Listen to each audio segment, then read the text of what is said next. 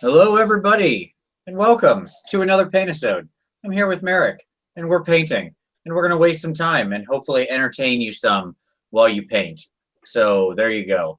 I will not put my preamble about joining right up top like I often do because it's stupid. No one's watching just yet, I'm sure, because I started this 3 seconds ago. But I'll talk about that later. So Merrick, you live in the Great White North of Canada, and you were just telling me that you woke up today. It's October 23rd. For those who might be watching this at a later time, and there was snow on the ground. That's a Yeah, that's a thing apparently. yeah. It's this thing that happens when you're a Canadian where you just wake up one day and it's like we have where I live anyway, we have two seasons. There's summer and winter. We don't really get a fall because the snow just kind of falls in a blanket over the city and that's it. Now, here is my question for you. Why do you live there? Okay, so there's a couple Because different reasons. I just want to. I'm not sure you understand. There are other places. Oh, I'm fully aware. Okay, got it. Okay, so first off, where I'm living, I was born and raised in, so there's like that sentimental sort of deal going on. Well, I Um, was born and raised in a real shithole, so I have no. That such sentimentality is alien to me. Everything you see, I am the ultimate utilitarian. Everything is simply examined in terms of its utils, its value, and so if it's not valuable, we jettison that. Sentiment, no, I have none of that. I Understood. lack sentiment. It is the American way, from what I understand. Oh no, most people in this country are sentimental, absolute. Like that's what they're all about. Come on, nostalgia, sentiment. That's what grinds the gears in America. That's the grist in the mill, my friend. I am just a walking computer that happens to have a heartbeat. Like that's all. That's all that is.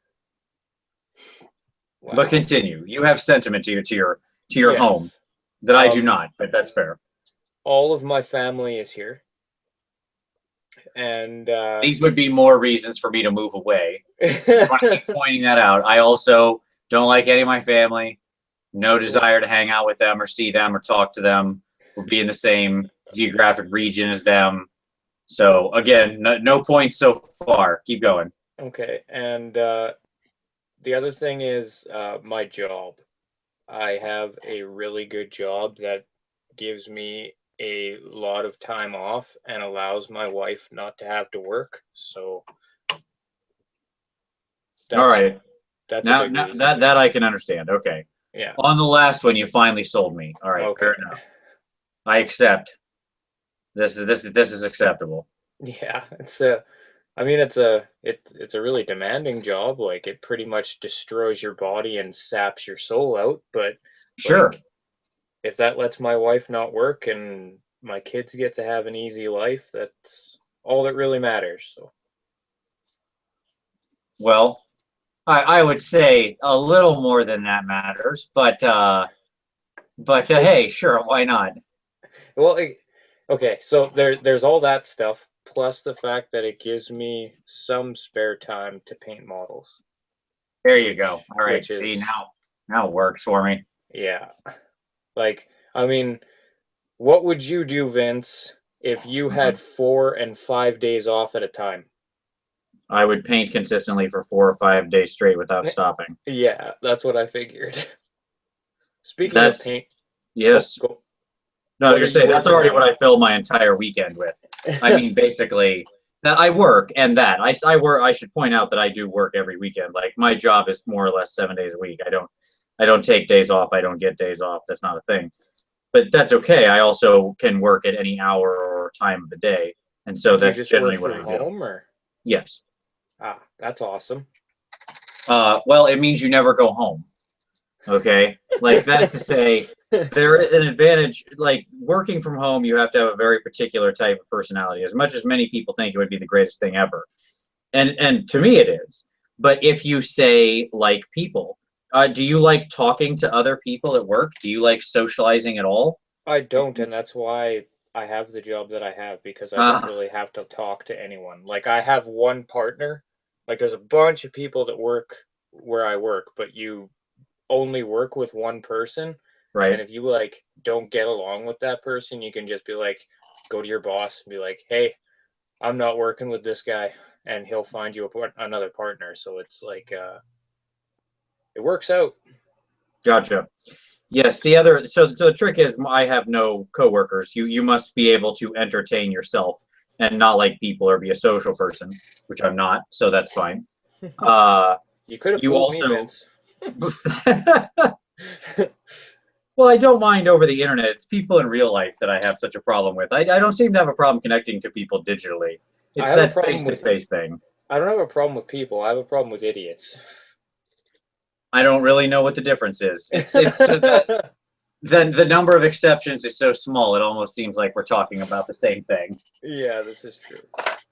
If 99 out of 100 times when you stuck your hand inside the fridge, you got electrocuted, you would assume that fridges electrocuted you. Okay? You would not assume they are full of tasty food. Yeah. So, and I feel like the odds are about the same there. But yeah, it means that like you never stop working. Like if I have a break in the middle of the night, 1 in the morning, I'll generally do a couple hours of work because it's like that's how I think. So, Gotcha. you know, whatever. I mean, it's a good thing. I like it. I love what I do. But there are, you know, whatever. It's there's stuff. Oh, boo-hoo me. Whatever. Shut up, Vince. No one cares. All right. So, you said what you were going to say. What am I working on, right? Yes. That is where I was going with that question. Yeah, sure. Before I derailed it massively, yeah. So I am working on some Beastmen, actually, which are not completely done, but are, and it's not like you're gonna be able to tell anyways because it's not gonna show up. But I see brown and a bit of purple. You should see blue and pale white, whatever. Their photos will go up. But what I settled on was a very pale skin tone with blue for the fur, and there they have like the Celtic woad tattoos all over them. That's sweet. Are you gonna do them in pink? I think you should do them in pink. No, there's no pink. It's not. They are very pale flesh toned with woad tattoos and blue fur. So there you go. That was what I came to. The decision, the die was cast. So, yeah, there was kind of a lot of different things that made me go that direction, but in the end, I liked that the most. So there you go. I am happy with how that's coming out. And now I'm looking at this guy. Since you roped me into this, now you're gonna make me paint this guy, which is the shaman. Yeah. Set up like this. And I don't, it's fine because I probably didn't need to do any other airbrush work with him anyways. But now you're going to make me decide how he actually has to be painted, and I hadn't decided that yet, so that's always the worst part. I've been staring at this guy for a week. I still don't know what colors I want to paint him.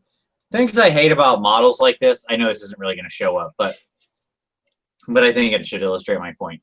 So you see how he has like, he has cloth here, like he's wearing a shirt, and then he has some kind of thingy, strappy thing coming down here, like a little tassel-y thing.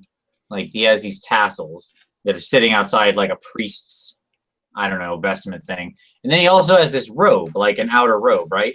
Yeah. And then seemingly his hood is also separate from this face mask. Outfits like this piss me off because the problem is that I don't like this kind of layered clothing on models.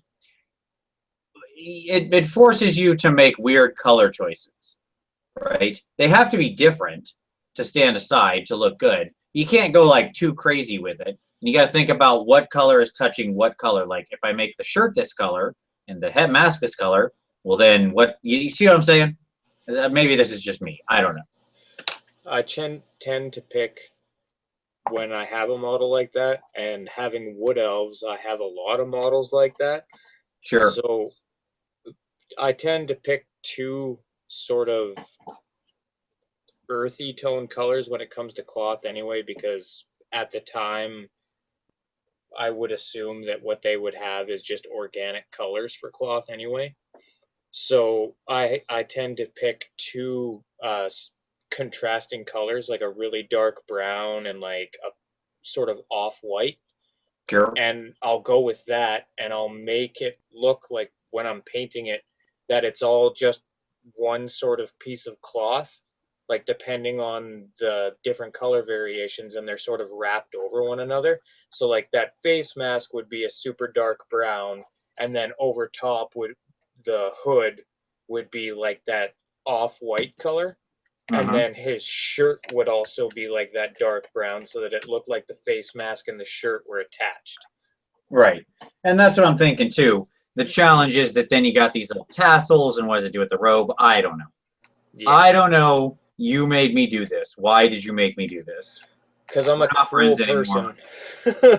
Exactly. We're not friends anymore. All right, I forgive you. We're friends again. So I'm not going to spoil anything for you.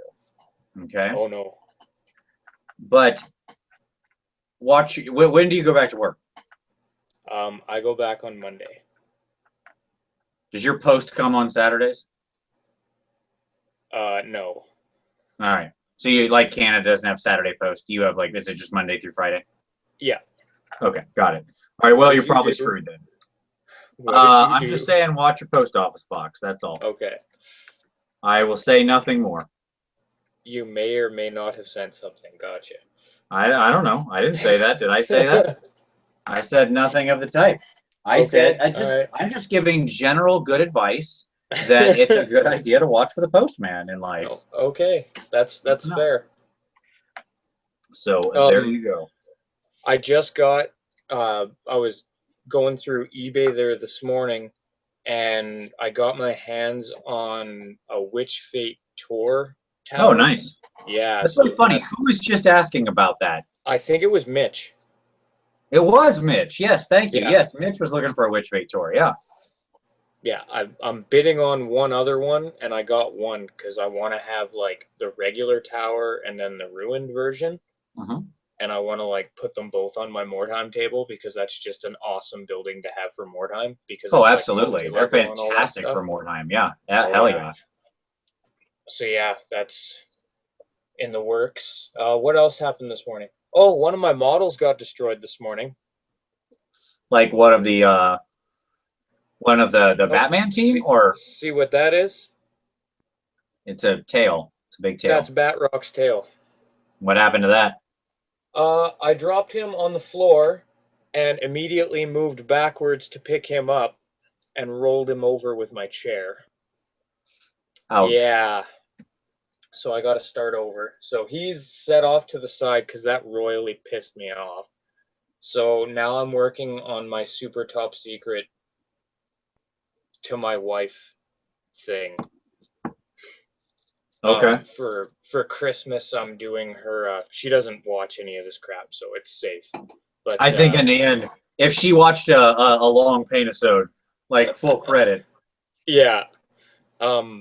Yeah. So I'm working on her. I'm gonna try and get her, because she played AOS with me. She played 8th edition with me, so I'm gonna try and get her into Mordheim AOS as well. All right. So I'm doing her vampire warband right now, and I just finished converting this. She's got a wash on her too. This vampire countess with a scythe, and she's on a bit from the Mortis engine. So that's what all that green stuff is. Absolutely, yes. I noticed she's writing the spirit, or the spirit hosts of the Mortis engine. Yeah, which I agree are an endlessly useful piece. I have about they're so 6 good. extra of those, just like random sides, because they're so unbelievably useful. And then I got my hands on something else really cool, which I'm gonna put a magnet on his back so that she can kind of float above. But I got this bad boy. Is that which dragon is it? Is it the Nerethul the Undying, or which one is it? That's the one, yeah. Okay. See, I recognize my Bones dragons. I know what's up. Her warband is going to consist of Hex Wraiths, a Necromancer, the dragon, and the vampire countess. So it's going to be that the one that starts with S. I can't remember what the hell it's called. The Sinister or whatever. That's the one. Yeah, yes. That's the one. The one that references Manfred and its bonus ability that really was like, no, not Manfred, anyone but Manfred. Correct. Yeah, that's actually like Manfred's army. Yes. Yeah. Like, if you look at like the force breakdown from like when the three forces split of like Manfred, Archon, and whoever else, Nagash, I guess, his host. That's the we tried to hew to the true breakdown of those three. Or Manfred knows. Manfred, sorry. The three Mortars. Manfred, Archon, Neferata. There we go. Yeah. Herder. So yeah, excellent. Yes, absolutely. Well, I mean, we had to sort of get rid of all of the specific references. That's not the only time we had to kill that out. Like, for example, the Blackguard, I think, in the Dark Elves reference Malekith directly. Yeah. Who doesn't exist anymore. Yeah. Right. Correct. Not a guy. That's not a thing. No. He's Malarian now. He's got malaria. He should have put up a net. Really terrible tragedy. Man, this has got to be like the most painful point of the painting process. Don't you just like absolutely hate sitting there waiting for a wash to dry? Well, I rarely wash a whole model at once, so I mean, just work on a different part. Isn't there another piece you can work on? No. Okay. Not at the moment. Because, like, what I'm trying to do is have it so that the ghost blends with, like, the bottom of her dress and everything, so I've got to wait until the ghost and all that is done before I can move on to the dress, so that then I can just do that part of the dress and glaze it down. Why don't you do her flesh right now? Her skin. Her skin isn't near her dress, right? Her freaking... That's a good point. Thank you. I thought so too. Maybe I was hearing some excuses there. I was hearing you try to make some excuses. I was almost there, and then I was like, all right. The only time I generally I have to sit around and wait for a wash to dry, and I always try to have two projects going at once. Just one kind of sitting there that I touch intermittently if I do run up against a weight wall like that. But when I'm working on like bases, and I just have to like wash the whole base, and you're really heavy, you're going to put it on there because you really want the color to be rich. And then I do all the bases that I'm doing, and then I'm just like, okay, now what? I got to go do something else. So yeah, I've got well, I do have two projects going, but I just don't have the heart to resculpt an entire model. Sure, understandable. That's disheartening. It's disheartening. Yeah. Like, by the way, we have viewers now, so I'm going to go ahead and give my thing. If somebody would like to join, you're welcome to. This isn't just Merrick and I. We're just BSing, talking stuff. So if somebody else wants to join our Paintisode, feel free. Leave a comment. Say you want to join. Email me, VincentRVenturella@gmail.com. If you've joined before, you probably have or know my email. So if anybody out there is watching and wants to join in the fun old time wastery, feel free. Okay, so now back to this. So I emailed you about talking to Owen from Gaming with the Cooler, right?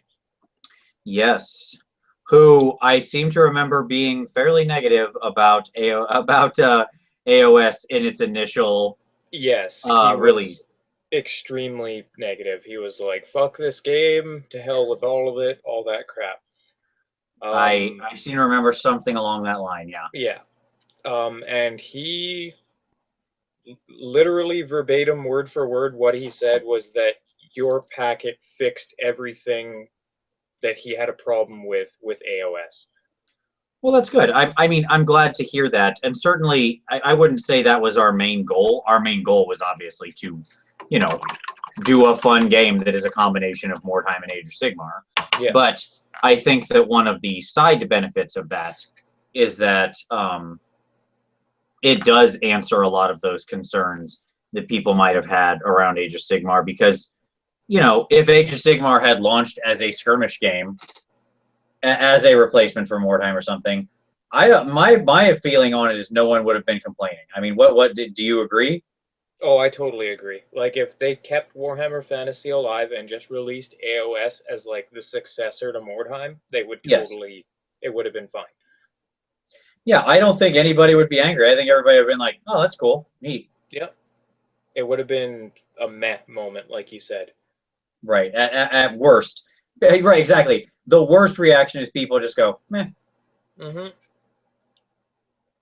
Oh, speaking of Mordheim AOS, I'm hoping to get in another game tomorrow, and we're gonna try something a little bit different, I'm as a excited. Hit me. as opposed to using like the set warbands Okay. that you guys have in there. We're just gonna say, okay, you have just like in old style Mordheim, you have 500 gold crowns. Go to town, buy whatever you want from the From the list, master whatever. list. Yeah, following the guidelines and rules where you have to have at least one captain and your warband leader and whatever, right? Yep. And that's your warband. No special rules, no nothing. That's your warband. That's what you get. Interesting. That's very funny. I don't know. Like when you said it, I was like, that makes sense as a thing to do. It's humorous that I never thought of it as a thing you could try. I will be very interested to hear your results. Well, I got a an in between camera for what like I ordered a legit camera for videotaping battle reports and doing like just I'm hoping to do some hobby stuff too, so that some more sculpting stuff, maybe some mold making for the channel, just to get some more of that info out there. And I bought like a totally legit camera, but I have a backup not as good camera that I'm going to use, but I am going to do a battle report of it, so and I'll post that up when it's all edited and everything. Excellent. So hopefully that'll happen tomorrow night. Now, do you have a specific so if you're picking off the general lists and spending the 500 gold crowns and whatnot, then I assume we're talking about you're each picking a specific force. You're not just buying like off of everything. Like I'll take 2 troops from High Elves and 1 troop from Dark Elf. No, So it'll be what are the armies in play here? yeah, it'll be like your warband is, in my case, it'll be Lizardmen, and my opponents will probably be either dwarves or chaos. I'm hoping he picks chaos because I'm kind of sick of fighting stunties, but we'll see whatever he wants to do. So Interesting. Well, I think we all know that I'm fully support the anti-stunty movement. The dwarves have always been obviously a stalwart race of stubborn idiots that that I consider occupiers in our Skaven people's rightful home. They need to get out of our territory. It doesn't belong to them. sooner rather than later.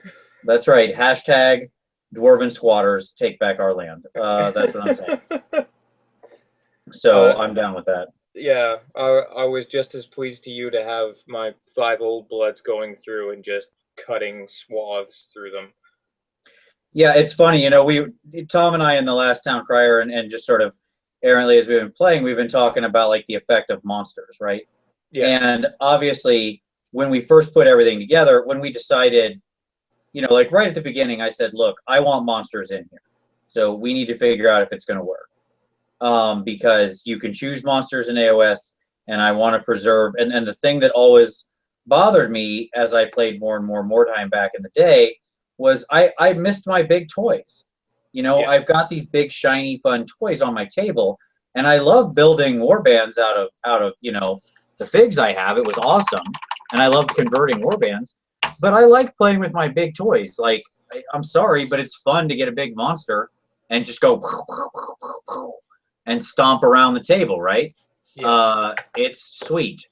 And so it always bothered me that just wasn't an option. So I said, I want them in here. And we thought a lot about it, and we kind of said, okay, number crunching, theory crafting. It seems like it's going to work. The question is, will it really work, right? Will it blend? Or are the monsters just going to dominate? And I've played several games with the Khorne Bloodbound, the Khorne Bloodtide, okay? Yep. Who, of course, have access to the Bloodthirster. And let me tell you what, that Bloodthirster has died every game. Every game. Well, it gives your just drops dead. It gives your opponent a focal point, right? So they focus on that, and that pretty much balances out in itself. It's that fear, right? It's just like in a regular game of AOS or Warhammer Fantasy, really. You pick your opponent's your biggest, most dangerous thing, and you throw a bunch of hammers at it and hope that it dies. Exactly. Yeah, I know, it's totally true. And the reality is, hey, John, how you doing, sir? Hi, Vince. Welcome, Mr. Tailby. It's very good to have you. How is springtime in New Zealand? Very nice. Glorious blue sky outside. Probably mid-20 centigrade. Go to hell, Talby. Yeah. Yeah, this is like above freezing, right? Yeah. Well, I don't know. You put it in terms of centigrade. So to me, I know that centigrade is lower than Fahrenheit. So that tells me it's somewhere between 21 degrees Fahrenheit and like 1,000,000. So it's somewhere between probably above freezing and the heat of the sun. But beyond that, I couldn't tell you. Goddamn Americans and your fucking... In the Imperial, yes. Thank you. Yeah. Look, we can all together blame the British. We just didn't decide to get rid of it. We stuck with it. Like, I was really, like, do you actually know what happened there? Because you guys, like, goaded Canada into going that way.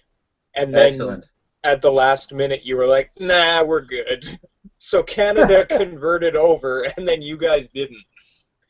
That's hilarious. I had no idea of that backstory. Like, was there like a North American agreement? Like, we're all going metric together. Come on, guys. And then America backed out at the last minute. And then America was like, nope, this is going to complicate matters way too much for our industrial building of shit, so to hell with it. I'm sure we'll just be different until we can't be anymore. That's what it boils down to. Being different is a luxury. So, John, what have you been working on lately, bud? Well, since New Zealand is embarked on the Kings of War ship, and sailed away from all things fantasy, yeah, I've actually started thinking about putting together a new unit. So I decided, hey, I in my Twilight Kin army list, I can have these monstrous cavalry. What are they called? Abyssal Riders or something. So here's my box of Cold One Knights and a few other things, and I found I had coincidentally 6 old Slaneshi demon cavalry mounts. All right, so you went with my idea. Excellent. I'm excited. Not that I'm taking credit for it, just I think those are great mounts for those kind of live demon-y chicks. Yeah. Well, I'm the ones I've got are probably old enough to be led. So do you have like the Juan Diaz sculpt ones, like the thinner ones that have the girls mounted to them? No, the generation before that. Oh wow, okay. So the ones the claw girls rode on, like the big crab claw girls. Yes. They're like single pose metal mounts, 2 great big fat crab claws. And I thought, oh, I got some of those. I could find those, and then I scouted around to see whether I could somehow that seemed a bit low-hanging fruit. So I thought, okay, well, what else is around? And yeah, I just keep coming back to those. We look up demonic beast mounts and stuff like this, and they just looks like nothing really for people to ride. And I didn't want to go with sort of spending huge amounts of money on some Khorne mechanical bulls. So I love that reference. Slaneshi demons it is. To be fair, I managed to pick up my Slaneshi bowls or whatever, my juggies. I was very happy with those because I picked those up for. I got a bunch of juggernauts at the last Gen Con I went to for $6 a piece. So I felt like that was a good deal. No, that would be a good deal. Somehow Jugs of Slanesh doesn't conjure up quite the same image in my mind, Vince. A fair point. They shouldn't be that. They shouldn't be so angular. That's weird. No. Like there's too many hard edges. No. So the other thing that I've been painting is we've been playing quite a bit of Judge Dredd. So I got some of the Warlord Games Rogue Trooper models and a few other bits and pieces. So I got a few incarnations of the Rogue Trooper, and I thought I'd make up a quick gang. Here's a very old Foundry model from one of the characters from the story, Venus Blue Jeans. Love the name. Yep. And here's another one. This is actually it's not coming up very well. It's going to be all black in the picture. So that's a cool mini or not figure that they called Army Brat. So it's Nice. a slightly pin-up sort of female model with army gear and a couple of large guns. So Can't go wrong Yeah. with that. yeah, it's in there, and half a dozen models, and that's a decent sized gang. So it's pretty easy to get into. So yeah, because you don't need to spend any money on models, we're spending it all on terrain. Of course. Should And- just do and what I everybody- did. Yeah, what did you do? I bought the Herstarts molds and created an entire 4 foot by 4 foot table out of plaster. Wow, that must. It's pretty Either impressive, you- I will say. I was going to say either you're bionic when it comes to carrying it down to the local club, or it doesn't transport very well. Well, my local club is my house, so we're good. Cannot have a more convenient venue then. Nope. It's pretty nice. Mitch should be joining us. I saw him pop in for a second and then leave, but I did send him an invite, so hopefully he'll get it. I am. Yeah, there he is. There he is. Am I here? Right. Hey, we can hear you. Hey, Alright. Mitch, how you doing, sir? How's my audio?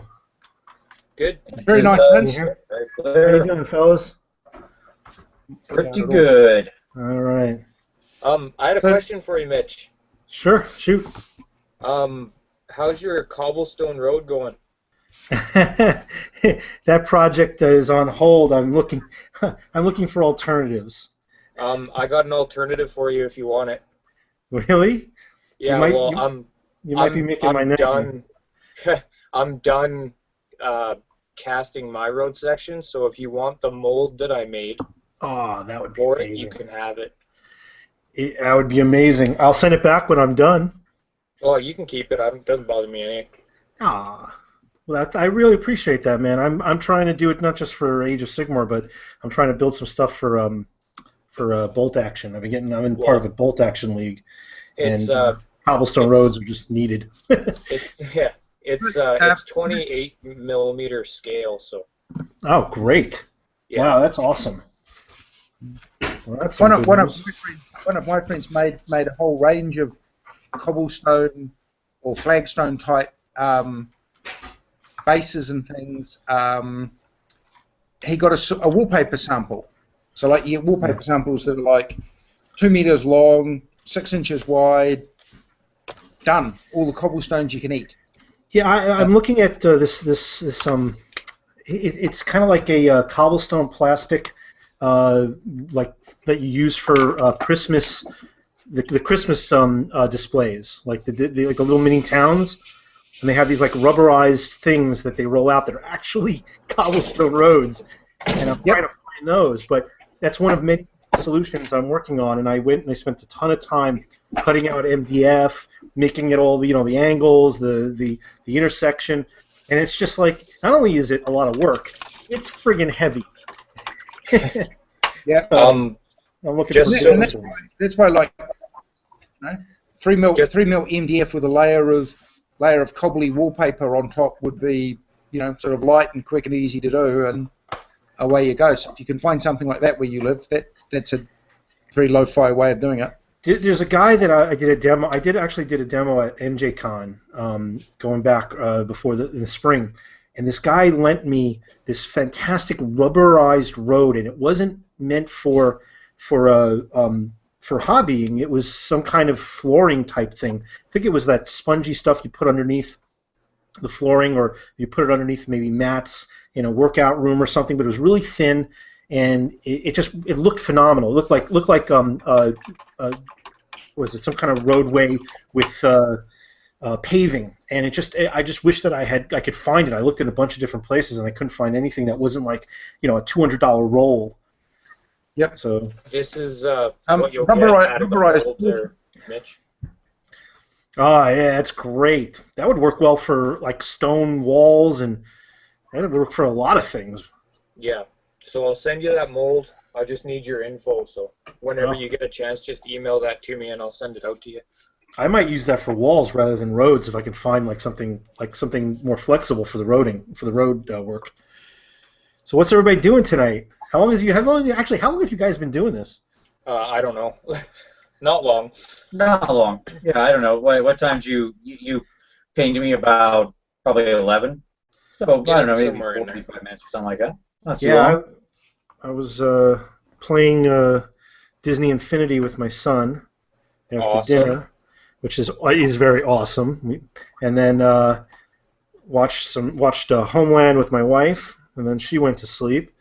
And I went to go say, all right, I got some hobby stuff to do.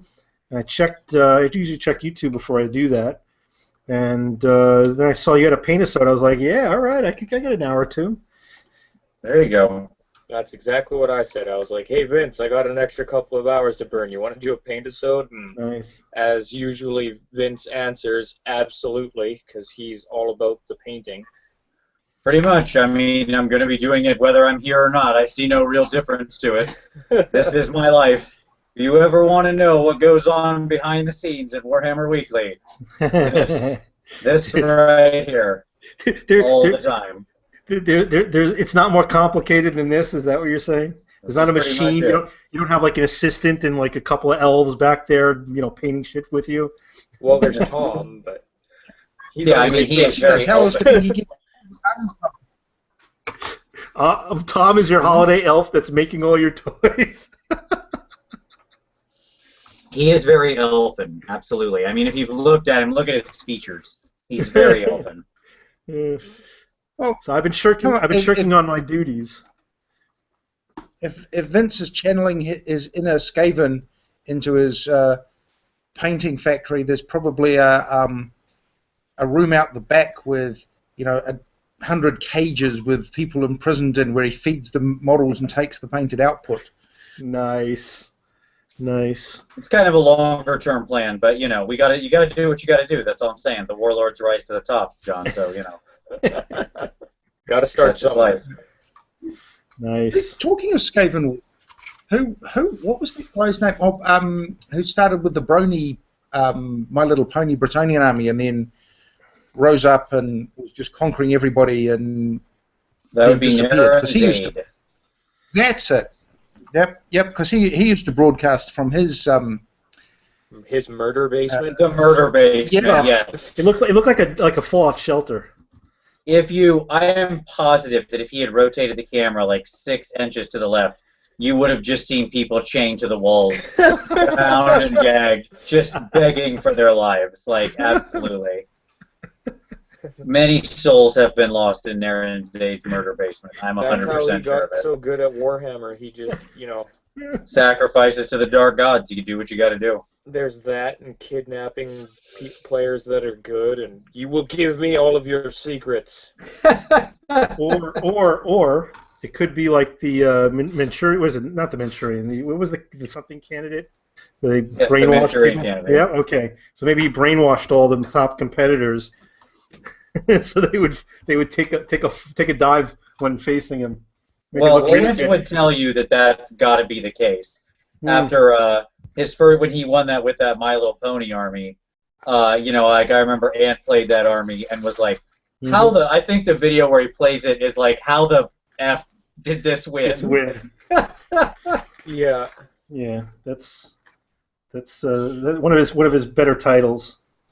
Yeah, I think his main thing was like, it's like his opponents weren't paying attention. It's like, he's got 4 lances there. I'm just gonna let them all charge me. Right. Yes. You were mesmerized by the power of the ponies. That's probably what it was. The guy across the table was just like, "What the fuck is this?" And then his army was dead. You know, if you've ever like made decisions when you were really pissed off, you don't tend to make really good ones. If I was sitting across that, I mean, look, I look back and I'm like, that's hysterical. I love the idea of what he did, but I can't believe we're still talking about this too. Yeah. I would not want to play against that, because it would be like, I spent all this time painting. I'm sure that he spent plenty of money, and he was creative, absolutely, but it's it's not exactly Warhammer. He probably went down to a thrift shop where they had a bin, and he bought each one of those for like. He went through how much it cost him. It really was actually quite expensive. Yeah, it's not cheap. It's collector's items, man. Yeah. Yeah, those ponies aren't cheap, and he included like some of the quote-unquote rarer ones and whatnot. Yeah, I mean, he did, like, I'll give him full credit, man. He went all out on it. He didn't cheap pass it. Also, he made, like, he had a lot of, like, special give-outs and stuff that he gave to people who he played. Like, he made little crafts and things for people. He had his pony punch. I mean, look, if he did it every single tournament, it would get annoying fast. But he was doing it one time. We have to allow for stuff like that. It's fine. I think it was hysterical. Yeah. Was that the secret, Vince? Did he gave them hallucinogenic pony treats at the start of the game? Well, and then his opponents couldn't see. Sure, I mean, he was showing up with like alcohol and plying his opponents with pony punch. So, I mean, I wasn't hurting his case. That's what I'll say. No, I remember back when we did the talk about soft scores, and people were talking about, like I remember there was a topic of the week some time ago, and I said, look, people were talking about buying paint scores. And I said, well, who hasn't bought soft scores? You're sitting there at the table and you're like, hey, I'm going to go get a beer. Do you want one? That's buying a soft score. And it's a soft way of doing it, but, that's what it was. You're buying your opponent a beer. You think that's not engendering goodwill? You know what you're doing. See, in Canada, that's not considered, buying a soft score. That's just being a normal Canadian. Look. That's because you all are naturally friendly people, much like John, as we have covered before. New Zealand is the Canada of that part of the Southern Hemisphere, and Australia is the America. That's how it goes. It's exactly that. I'm onto the whole relationship there. I get it. Yep. But down here. It's important for us to incentivize good behavior. We're not so quick with the nice compliments and such. And I will say it's funny the insidiousness of like bad game votes when you're getting your teeth kicked in and you're like, yep, sounds good, awesome, no, way to go, man, great roll. And I'm like, in my head, I'm like, I hate you. I hate that the dice are doing this. If a lightning bolt struck you and killed you, I wouldn't be sad about it. Or that you get that where you're cursing your own dice. I'll be right back. I gotta get a light. Is getting beaten by another player a valid criteria for giving their army composition score a poor rating or giving them a poor sportsmanship rating? No, obviously not. I mean, I think a lot of people do it, but obviously I think most everybody agrees that's pretty bad behavior. You shouldn't be doing that. It happens. I guess it depends. It depends what you're measuring by army composition and by the sports scoring, right? If you're measuring, did the person I'm playing entertain me and let me have a good time and made me feel good and all this kind of stuff, versus they were knowledgeable about the rules and explained rules to me that I didn't understand and that kind of thing, You know, one of the things that frustrated me about tournaments was when the soft scores effectively became a popularity contest, and it's Well, like, were sure. you? Yeah, yeah, that was it. So when the sports scores are reflective of, you know, did the opponent play the game? Were they good at explaining what they were doing when they were rolling dice and that kind of thing? Versus at the other end of the scale, you know, they were secretive and didn't tell me stuff that was in their army list clearly and that kind of stuff versus borderline cheating. If you look at it, sports on that axis, then to me that's what it's measuring. It's like, you know, I expect my opponent to kind of be a human being, but I don't really care. I'll have a chat with them after the game, but I'm not really into. I'm there to play a game. I'm not really into having a party in the middle of turn 3. You know. Sure. I mean, that's fine. I think that there's certainly, well, first of all, there was certainly a section of the Warhammer tournament scene or the War Games tournament scene that's, you know, the concern is really just showing up and having a party, you know, just having a good time. I think that's fair. There's nothing wrong with that. But I think certainly there is an element of popularity contest to that kind of thing, and always will be. I don't know that you can ever really get away from that, frankly. Just because when people are, look, if you've got a really nice guy who happens to be quiet and not a lot of people know him, he might get good votes. But the second it's at a broader level, people really know you. If you're a well-known guy in the scene, and you know that if that dude, even if that dude has a slightly worse day, he's more like people are going to forgive that guy, right? Because there's a track record. So I mean, I think that's just human nature to a degree, right? Being a big name in the local tournament scene, you know, being a known thing, yeah, it's you know, it certainly can help. I also think the style of army you play can help, because if you're like a big name and you're a big, you know, you're somebody who's kind of seen as worthy to play against.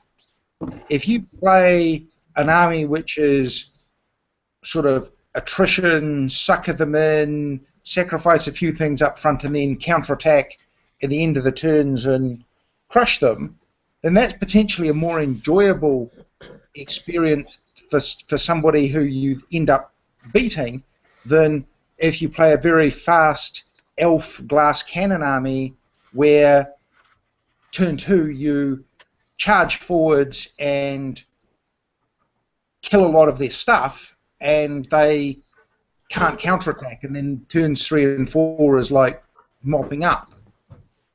Well, I would go a step farther and say that, like, if you're playing a Skaven, you know, like in the old world, let's take it just from an 8th edition context, just keep things simple.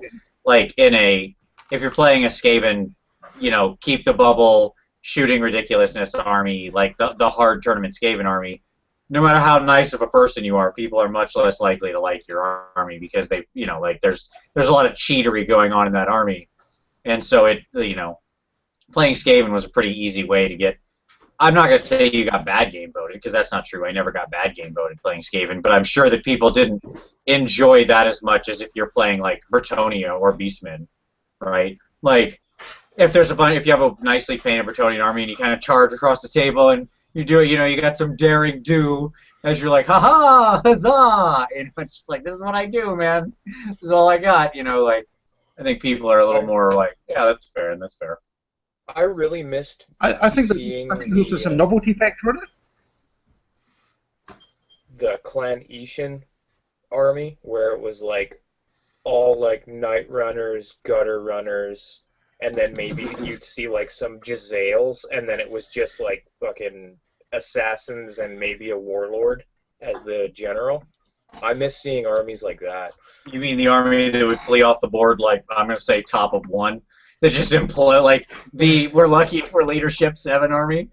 Yeah, Yep. like, Night Runners were the biggest atrocity. Such a cool idea. So completely pointless as to actual purpose in the game.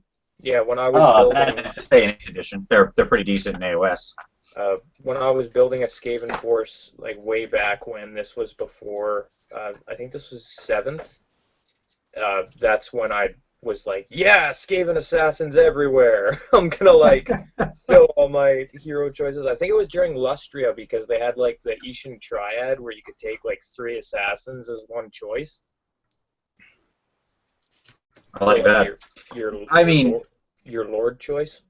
The old And- 6th edition book had the various clan armies in the back, Yeah. which I was a big fan of, both the Pestilence and the. For some reason, I liked Clan Pestilence, but I've always hated Nurgle. Maybe it's just I think Nurgle's just a bridge too far. That's the answer. I liked the imagery of the plague monks, but I was never into the whole boils and shit. You know what I mean? Like. Yeah. Well, that's just it. They're mostly look. The Skaven cover themselves up. They're gross and they know it. So they're like, man, I'm gross. Let's wear some big robes, right? Even like, what's his name? The boss guy. I still have the old model of him. Or the Plague Lord Skrock. Yeah, exactly. You know, even he's pretty covered up. You can see a little bit of his grossness, but he's pretty covered up. I didn't like their Lustria Lord choice. I think it was Pox, and he was on like that big rat that looked like the guy on the rat. Which you can still get from Forge World. I think that guy's still around. You can still buy him on his plague rat, but he's gross. Makes sense. You can still get Tehenuane, so. Let's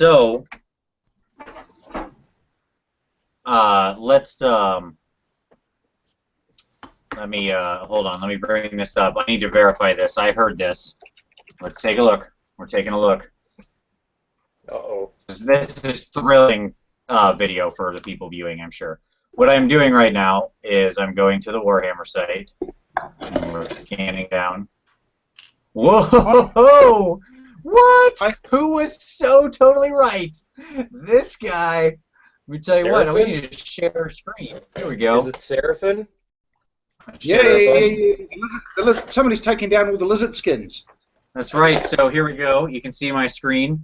If you happen to notice on the I happen to have Lizardmen checked as an option.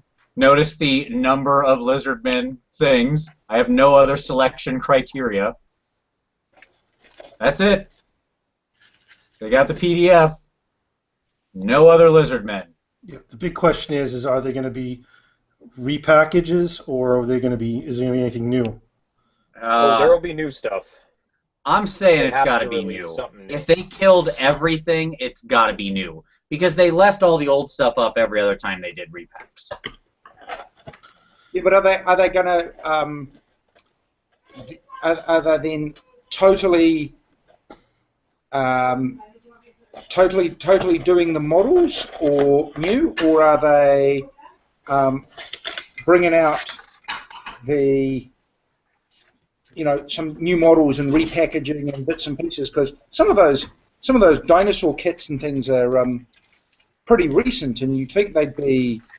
I swear to God, if they get rid of my Carnosaur kit, I am going to be super pissed. I'll tell you my guess, based only on a guess and no other anything, okay? And that is, yes, you're going to see a lot of that stuff come back.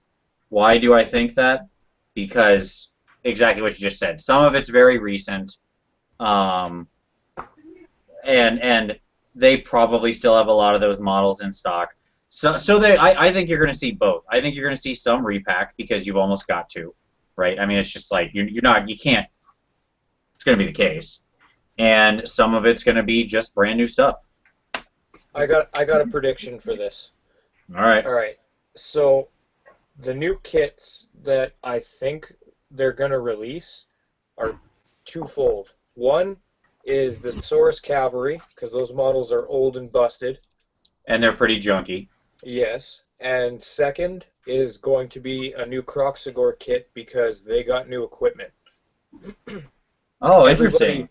Everybody else is going to remain the same because their weapons are basically the same in AOS. But the Kroxigors have that new Moonhammer thing going on, which is different from their regular stuff. And yeah, so and on a flip note, you can also say that with the Saurus Cav because they've actually got those lances now. Okay. Some of their weaponry really smacks of 40K weaponry, of space weaponry. Well, think about it. They've been in space for like a bajillion years now. That's what I said on the show. Yeah, those guys have been in space for like 3,000 years. And I hope they picked something up. You were totally right with them already having like laser weapons because they've got the Bastillodon, and then like Krokar's got his like Iron Man fucking gauntlet. Yes. Yeah, exactly. Yes, he has a power fist that happens to have a gun in it. Yes, correct. I wish it was like a power claw. That would be so cool. Much cooler. Those are so completely 40K weapons. Always have been, by the way. Like, what I think is funny is some people have worried about the intersection of fantasy and 40K when, like, back in the day, it's always been there. You had, like, the Amazon warband running around with freaking laser guns and laser rifles. This has been a thing. It's not new. It's always been around. So, yes, I, for one, welcome our new Lizardmen overlords. I'm excited to see it. So do you think the interesting thing will be, do you take 20 years of entrenched Reptilio Aztec look and throw that away and take them in a new direction, or is it more of the same design aesthetic? I think they go high tech and they don't look back, and here's why. I've already seen a bunch of really cool conversions with like the Carnosaur and the cold ones and other stuff from the Lizardmen into 40K. And I forget what the unit was that the guy used, but he had this amazing Carnosaur with like, just these massive guns attached to it, and he just put all kinds of high-tech stuff around it. And when I saw it, the first thing I was thinking is that could be like the next evolution of Age of Sigmar. I could see them going that extra mile.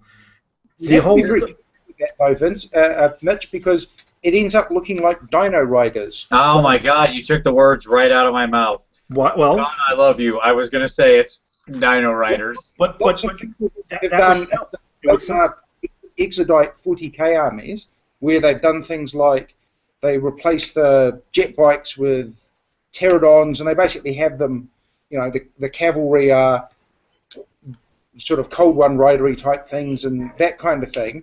Right. But then you start going for the Wraith Lord and saying, well, the Wraith Lord is a dragon with laser guns strapped to its body or held in its paws somehow, or that kind of thing.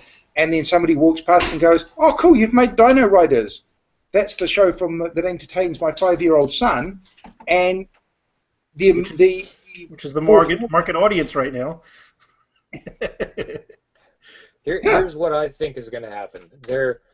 I think you're going to see a mix of the Aztec stuff that we have now and Eldar technology. So you feel like you're going to get an Eldarish theme in there? I think it's going to be Aztec-y lizard symbol still, but you're going to have that really rounded sort of stone-like look with a lot of, what's the word I'm looking for? Arches and things like that in the armor itself. I think that's interesting. I mean, I'll tell you what I would love to see. I think what you're describing, Merrick, is pretty good, because I would love to see just a sort of natural evolution of the thing. I don't want to see a complete break with history, and I think that, honestly, I'll tell you, I mean, I've been wrong before, and what do I know? Nothing. So, seriously, I know nothing. Yep. I am always just guessing. But that being said, when I look at like what they did with the Wood Elves, okay, the newest Wood Elves were really more of an evolution on the existing Wood Elf aesthetic than completely rewriting it. I think maybe you go like a step farther than that. But you still have kind of what you're talking about, exactly. You still have the classic aesthetic there. I can still recognize that sort of Aztec-y feel, right? but Well, I think if don't divorce completely. you totally change the aesthetic, Vince, then you invalidate everybody who's already bought an existing Lizardman army and basically say, unless you want to have an army where your old models look like nothing like the new models, you're in. I think you need to give people who've already been invested in Lizardmen a path forwards. Otherwise, it's just like, nah. They've already done that, though. Their whole business model is in alienating the legacy players. They want to update the look so that people will. Yes, you can play your old models, but they're just not going to look like they fit with the new ones. So you're going to want to update them. You're going to want to get the new stuff. I don't agree. I really don't. I think you're off base there. Nothing about my existing Khorne models. I had done a Khorne army. I got all the new stuff. Nothing about those two look weird together. They are perfectly in line. My Blood Warriors fit just fine with my old Skull Crushers. They look like basically the same cast. Stormcast have no old analogy to draw from. I think you win like this. You evolve the theme like Merrick's saying. Let's give them, so it's Aztec plus. It's a more, like whatever. I don't know what it is, but I'm not making a model. I don't have to know. But it's a slightly more evolved nature on that. But when you put them together, they look reasonably nice. Here's what I'll say. Take the Stormcast and put Warrior Priest next to them. Okay? Like the old Warrior Priest model. I think those look fine together. Put a Celestial Huracanum next to them. They look fine together. And those are very, very divergent, right? So I think you do that, and you win on the quality of the sculpt. Those old Saurus, those old Skinks, those old Kroxigor, were those amazing? Was that? I mean, like they were fine, I guess. The Saurus are okay. The Skinks are pretty good, and the Kroxigor are shite. They always have been. You could easily make those better. I don't know what it is about GW and Kroxigor, but they just cannot get that sculpt right. The artwork in the book is right. Everything else is fine. But when they come out with that model, every time I'm disappointed. Yes, they've got the goofy smiling Hydra heads stuck on sort of apey bodies, and it's just not quite. It doesn't look dinosaur-y, it doesn't look reptilian enough. No, and it's like so in 5th edition, they had this one that looked okay. It's my favorite out of the 3 that they've done. And it's sort of this big, bulky thing with a dinosaur head and whatever. And then they did this weird thing with 6th edition where it became this, like, serpentine, weird lizard thing that didn't look like it was strong enough to actually carry the weapon it was wielding. And then in 7th and 8th, they went to this sort of mix in between the two, where they went back to the 5th edition sort of hunchback, bulky thing, and then added the scales from the one from 6th edition. But it just didn't work. It's hideous. Yeah, I have the 5th edition one and a couple of them, and I think they look pretty good. They're all right. Yeah. They're okay, it's just the detail's not there, you know what I mean? Like I totally know what you mean, yes, I agree. They're a very, very simple model. It looks like an old cast. Yeah, it does, yeah. It looks out of place. Yep. Are there any other parts of the Lizardman race or model range that are still fine cast or not plastic? All of the characters? Yeah, I was going to say all those characters were. Not all, but a bunch of the special characters. And Gorok, Chakix. Yep. Tehinuane. Literally all the special characters. His name is Teeny Weeny. No, it's Tehinuane because Teeny Weeny is stupid. It's Teeny Weeny. Don't fight it. The Lizardmen have dumb names. All of their names, it's like going back before the newest crop. Let me correct you on this. Let me correct you on this. All of the skink characters' names are stupid. Were joke names, yes, that's fair. You had, well, come on, Lord Croak? Croak. His name is Croak. He's a big toad. What's wrong with Croak?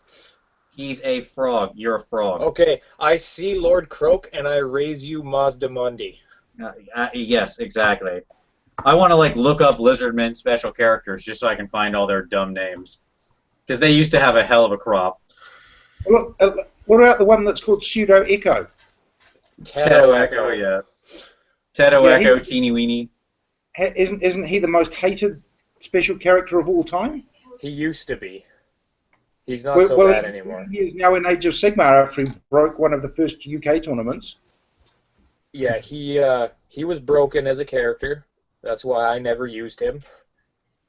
I'm pretty sure the Engine of the Gods broke one of the first UK tournaments. That's what broke the internet right there. For AOS, yes. It was the fact that, I mean, rolling 3 dice and needing to get an 18 is a pretty rare occurrence, right? But when you stack... You got to roll 4, yeah. With this plan nearby giving you an extra dice, and then Teto Echo allowing you to basically have a whole bunch of re-rolls on those dice, suddenly your chances of actually getting 18 went up astronomically.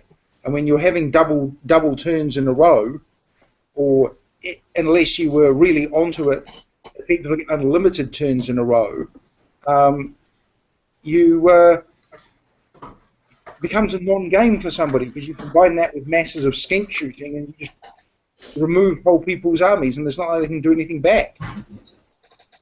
Good times. That's I think that's what you're trying to say, right? It's amazing. Here's what I want to see too. I want to see the one Croxigor special character that they ever did. All right. Well, what was? I don't even know his name. What was the Kroiger special character? And I'm gonna keep calling him Kroiger just to drive you crazy. His name is Nakai the Wanderer, and he's got like the sweetest backstory ever. So, for starters, he's an albino, which marks him for greatness, because that's just a Lizardman thing, as well as Skaven. I think Skaven have that too.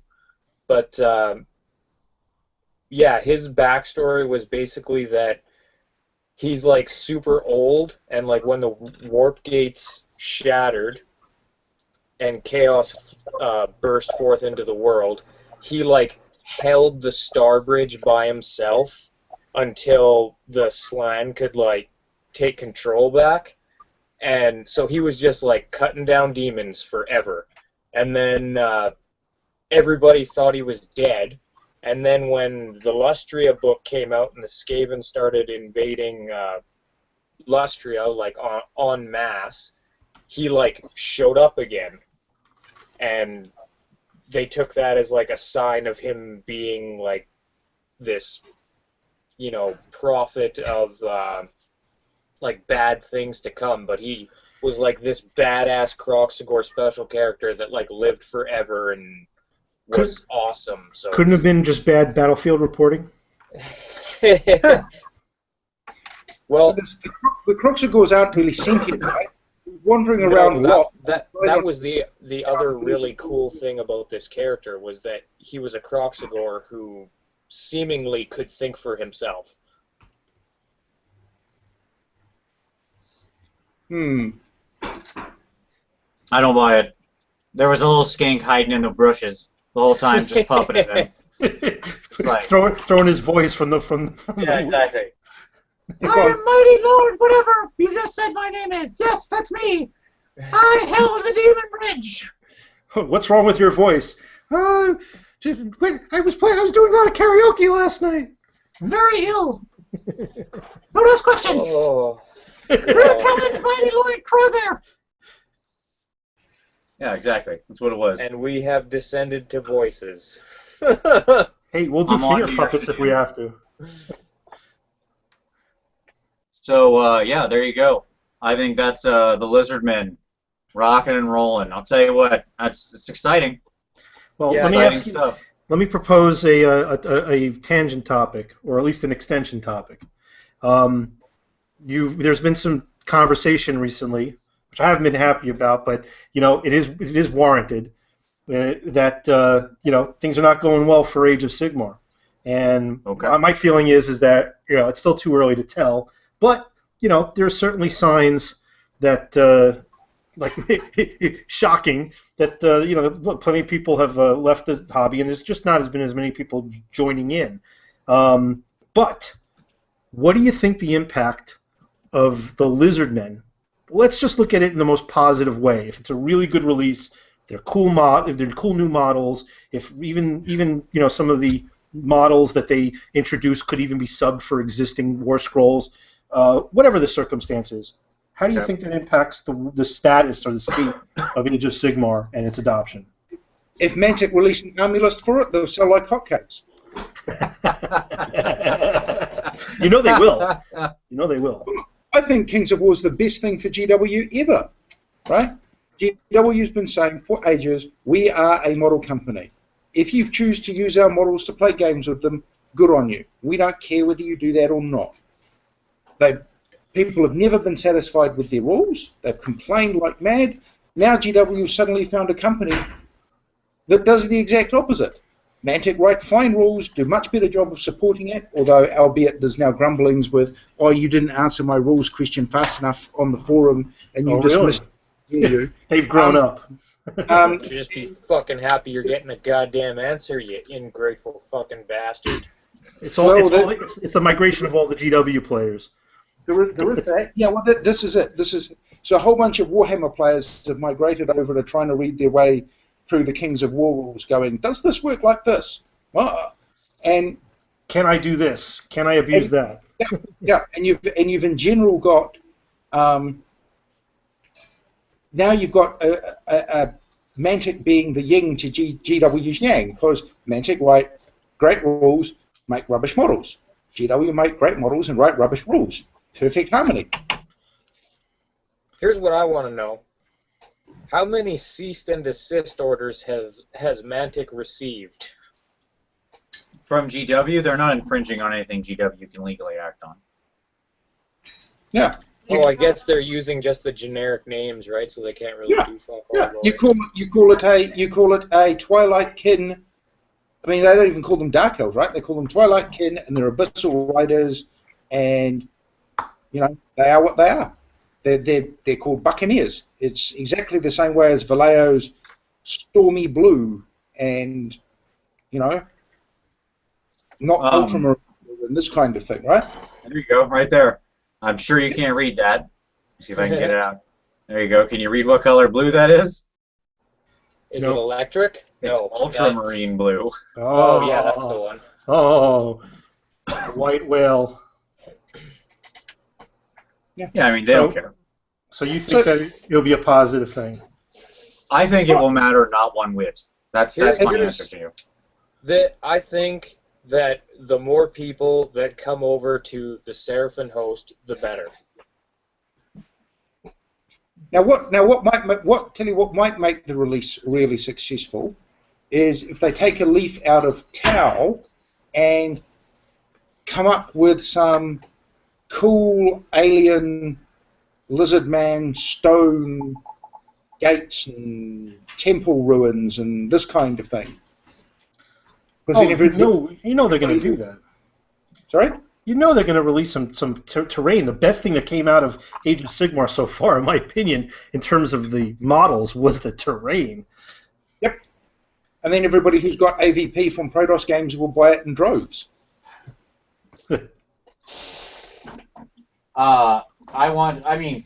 Realistically, they've already almost got the mold made, because you just take the Necron pyramid dropship and basically some slight modifications on it. Yeah, you're pretty much good to go. Well, if you've got a 3D render of that, you just change it to rough stone texture and carve some runes in it and give it some flames, and away you go, right? Yep. Exactly. All I have to say is that I'm really glad that it's close to Christmas. I'm just bummed it isn't dwarves. To hell with stunties. Well, I kind of overbought, so it's not that so big of a deal, but I did want my fiery slayers on lizards. But maybe that'll be a bridge. Maybe I can use the... hey, that looks good, John. Maybe that'll be a... wow, you got two of those, too. Yeah, yeah. Venison and avocado burgers, kumara chips. Awesome. Yeah. That looks awesome.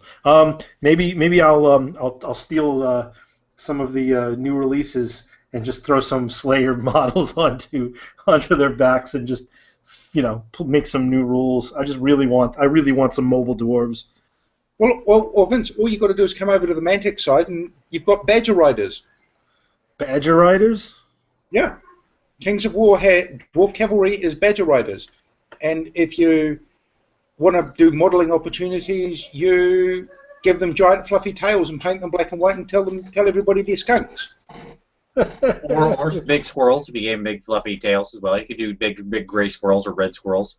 Everybody knows that dwarves are supposed to ride bears. I don't know what this bullshit is with the rams and with the... Now I'm hearing badgers. It's supposed to be bears. Dwarves out of Lord of the Rings ride rams. So To hell with Tolkien. I saw They one should that be was wearing riding a boar in that stupid Hobbit trilogy. But did he Well, I go don't off know on anything about that. I saw the movies. Those were all terrible, They're obviously. awful. But, yes, let's just degenerate to bitch about The Hobbit for a minute. So, Just for a minute? yeah, I mean, so those were all terrible. Absolutely god-awful. What the hell happened? Why did we ever go back there? Here's the thing. They're going back again. No, they're not making any more Yes, of those. they are. Where did you hear this? Where did you hear this rumor? I need a source. Straight from Peter Jackson. What are they making? They don't have the rights to anything else. They do. They're talking about continuing the storyline beyond the end of Lord of the Rings. Stop it. Yeah, I say leave it alone. Let it go. You had 32 endings. Lord of the Rings, the Lord of the expanded universe. Yeah, Yeah. let it go, man. Let it go. I think It's they need to over. walk away. Like, where do you go from there? You know. defeated the ultimate evil in the world. Oh, come on, they recreated it in the friggin' Hobbit and made new shit that didn't exist in the books. You don't think they can write some new stuff to put on screen?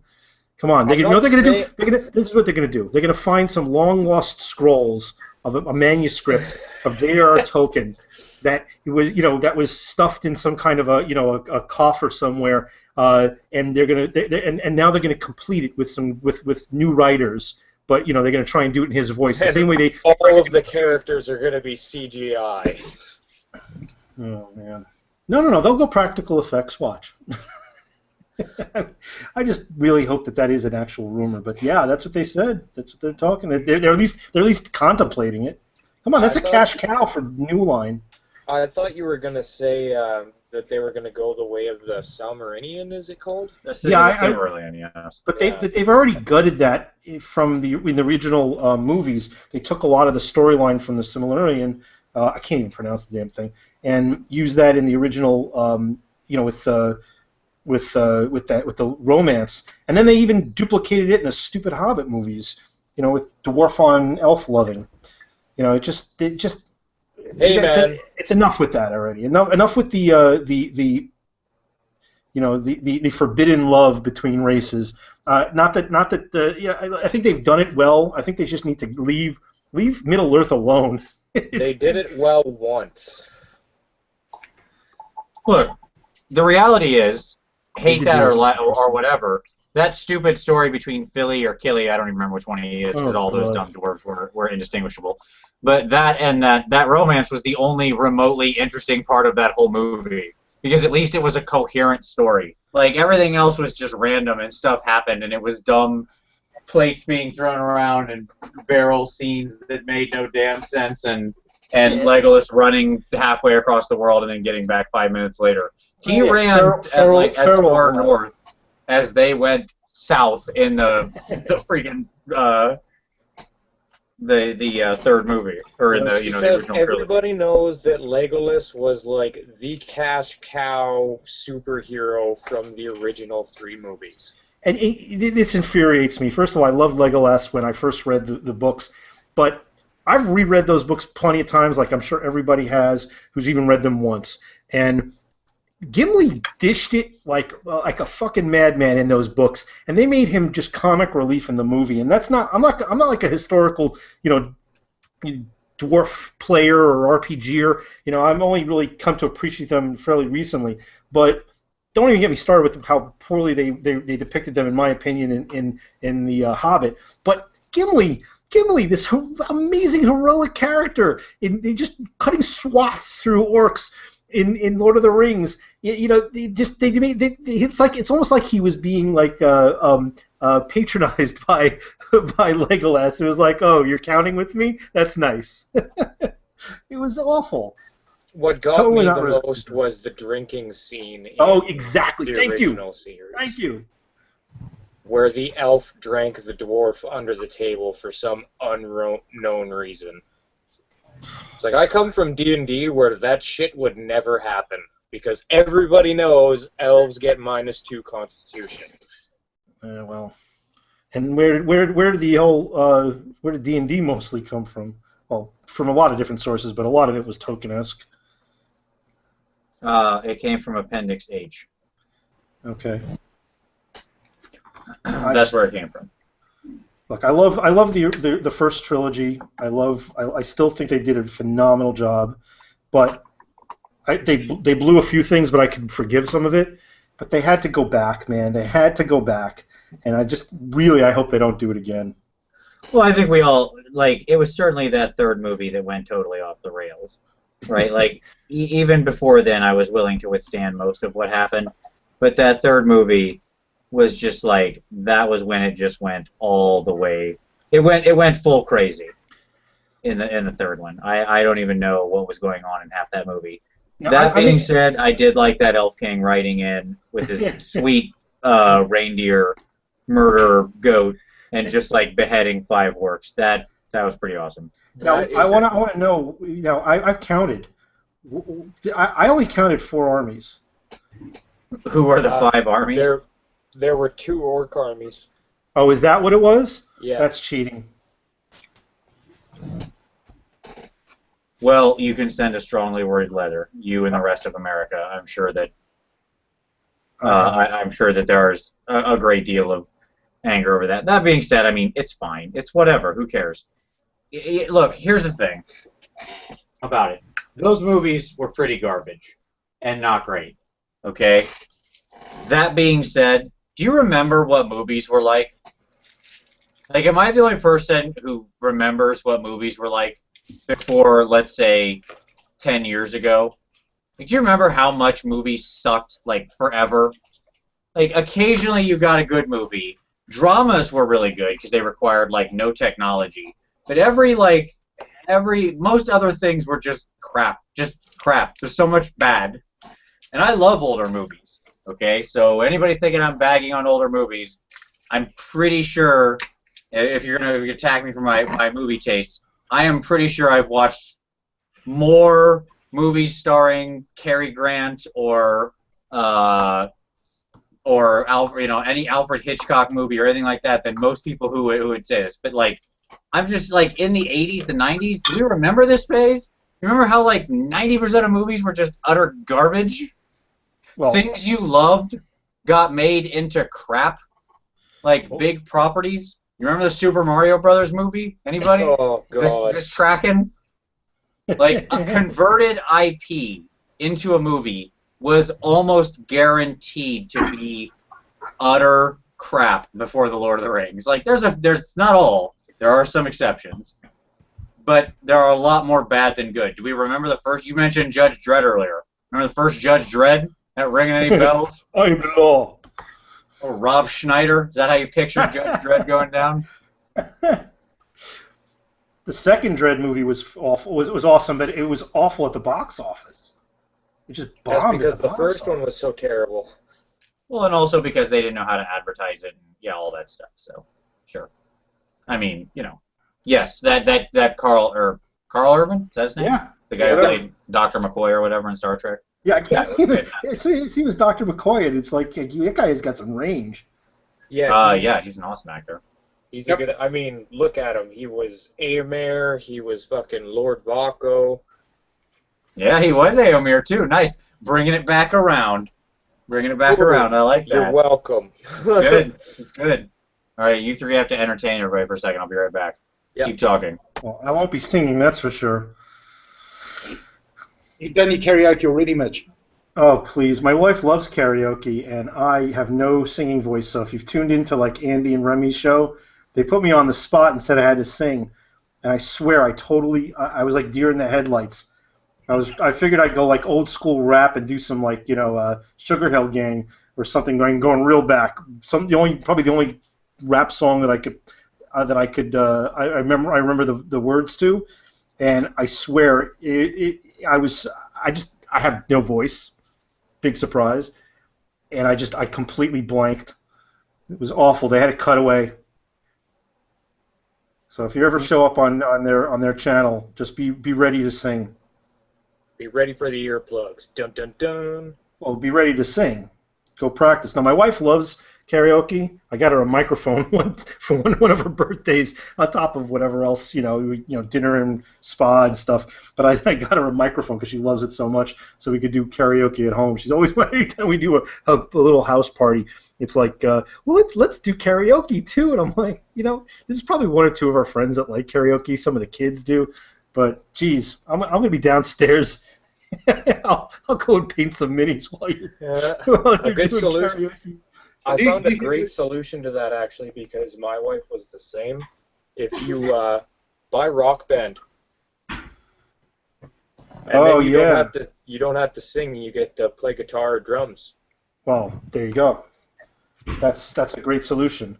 On the other hand, Rock Band is a fucking fortune for all the extra things, and I've got plenty. If we're getting, I'm already going into Hawk because of Disney Infinity and Skylanders, and now my son wants the Lego Dimensions. These things are such money pits. It's unbelievable. They're designed to be that way. And I can't complain because look at the shit that I get. Yep, there is that. I just bought an entire German army for bolt action because I only have one army, and if my son wants to play, I need a second army. And then I have a buddy who he's a model painter. He does a lot of stuff in 135 scale, and he loves World War II. But he was like fascinated that I played a game with rules for World War II. So he's like, this seems interesting. So I said, okay, I'll tell you what, I'm buying a German army. You airbrush paint it for me, and I'll teach you these rules. That seems like an awesome trade. I can't wait to see how that works because we'll see. But he's genuinely interested, and I'm like, yeah, please, teach me how to airbrush. Show me what to buy. But if you're gonna help me paint the shit, fine. But he has nothing in the right scale. What are you working on right now, anyway, there, man? What am I working on? I'm working on next month's goals for the budget of Sigmar. So that is nice. Dryads. So I'm putting these babies together. Yes, they're on metal washers. These are fenders washers for anybody who wants to try and do what I do, which I'm not. There's nothing new. I do this for all my bolt action stuff too. But I put the magnetic sheet on the bottom of my trays, and that really works out very well. So I just put a bunch of sprites on all the tree lords, so I'm lined up for the next like 4 or 5 months. And I actually need a ruling from the boss about this. I bought a really good deal on the box set for the Guardians of the Deep Wood. And I want to use it for the next 3 months but the value of it was absolutely amazing. I mean, I definitely want to use it, but I don't. I mean, if I go by retail, I'm going to get screwed. But I got it for a killer deal. I got it for less than $150 for that whole entire box. Me again. There's a guy that did that already. He posted up the list on on the PMP of the stuff that he had gotten in the package and the total cost, and then he divvied it all up. So I don't see why it'd be a problem you doing that. Well, that's what I'll do, because I've got these dryads. I've got 3 more tree lords that I haven't put up for the budget of Sigmar, and I figured this gives me some incentive to actually build them. I'm actually playing this army for the first time. That's why I'm building it now on Sunday. Playing with a guy who's brand new to Age of Sigmar, and he approached me and said, I'd like to learn the game. I said, sure. Not going to film it. Not going to do a battle report. For the first reason is because almost everything we have is gray plastic, and I don't want to do that. The second reason is because it's more of a learning experience than a competitive experience. It's not going to make for a great battle report. But I'm putting these guys together so I can get them on the battlefield, and then got incentive because of the budget of Sigmar to actually paint them. So I'm looking forward to that. Yeah, my advice would be so take retail. Okay, figure out what percentage of retail you bought it for. So in other words, let's just say it was 60% of retail. Okay, I'm not saying that's what it is. I'm saying imagine that you probably close. Okay. Now you can break that Deepwood Guardian thing into its individual component pieces, right? There's 3 Tree Lords and is it 1 Dryad box set or 2 Dryad box sets? I think there's 3 Dryad box sets, because how much comes in the Dryad box sets? 12? 12. Yeah. Yeah, there's 12. 3 Dryad box sets, and then there's a branch wraith that's included, and I actually got the parts for a 4th Tree Lord, which is what I submitted for the first month, because I got such a great deal on it. I actually was well under. I probably could have put one of the branch wraiths up for month 1 too, but I didn't want to abuse that. Sure. But what I would say is just that. So take the, like my point being, take that percentage you got in step 1, and apply it to each box set, and check off your box sets. You allocate your budget like that. Does that make sense? That's fine. This set could take me almost the whole 6 months. I have probably the wounds and it's certainly the models. It's probably the wounds on its own. Yeah, I have 2 branch wraiths, and I have a unit of Treekin. So, I have the entire thing mapped out already. And Excellent. I just I'm just putting them together so that I have them in line for each month. I've only got like 10 more layers to go on this before this is actually done. Wow, look at that. It's coming along. What is it? It's a converted vampire lord. So it's a little vamp, and she's like spirit surfing. That looks like that's like looks like a combination of the Coven Throne gal. That could I can't tell if that's from Confrontation that scythe or not. But the back is Archon, or no, the back that back is either Archon or yeah, it's Archon. Yeah. The back is Archon. The legs are from Isabella. Okay. The head and torso are from the Coven Throne. The spirit host on the bottom here is from the Coven Throne, and this is actually a skeleton arm from the Coven Throne as well. Sweet. Yeah. Way to use your bits, man. I wonder whether you wouldn't be better like losing her legs and gluing the torso into the top of the spirit. Well, like it's not going to show up on the camera, but like the way Isabella's legs go, they're sort of back in behind her dress, so it looks like she's leaping up. Like the model actually sits flat like that, so it looks like she's moving forward. Okay, cool. Now I just need to do like another glaze, and then add yellow to this green, and then do another glaze, and then just do straight yellow, and then I'm done. Hopefully. With the spirit portion. Yeah, with the spirit part. So when you say, Vince, that you don't think it's going to have any impact, you mean good or bad, it's not going to matter? The Lizardmen release, however good it is, that the fate of Age of Sigmar has been written? Yes, for the most part. That is to say, I don't think one single release can move the needle that much. No. Like, I don't care what's in Lizardmen. I mean, if every Lizardmen box comes with like a free Handy J, then sure, it'd move the needle. But the reality is that you're not going to get like Lizardmen have always, whatever their popularity, it's fine. But like a lot of people who, and it might bring a few people back if they really like Lizardmen. I have really hoped, and I've said this before, that it's that this release would be Lizardmen, just because I think that would be fantastic, because we were all concerned that like, oh my God, Lizardmen are gone. That's at the end. We're not going to have Lizardmen anymore. They're going away. You know, was this rumor thing that happened? You may remember it. And I would love it if they were in fact the second release. That would be a delicious piece of irony for me on how, you know, you should always take rumors with. When people say it's a rumor, take it with a grain of salt. They mean that. Do that. Just so everyone who's watching is aware, when the Seraphim release does happen, I am going to be covering the shit out of it. You're going to be covering it with shit? Yes, that is exactly what I meant. Thank you, Mitch. I'm sorry, I don't speak Canadian. Oh, hitting me again. No, I will have a lot of fun with it as well if I can ever finish the first round of my unlockings. I've been shirking my duties. So, any of you? We're watching the news over here, and there's this big superstorm, Cat 5 storm thing heading towards across, I guess, Mexico and the southern part of the states. By the look of it, are any of you guys anywhere near any of that stuff? Thankfully, Well, no. I'm in Canada, so no. Nope. Ohio, so nope.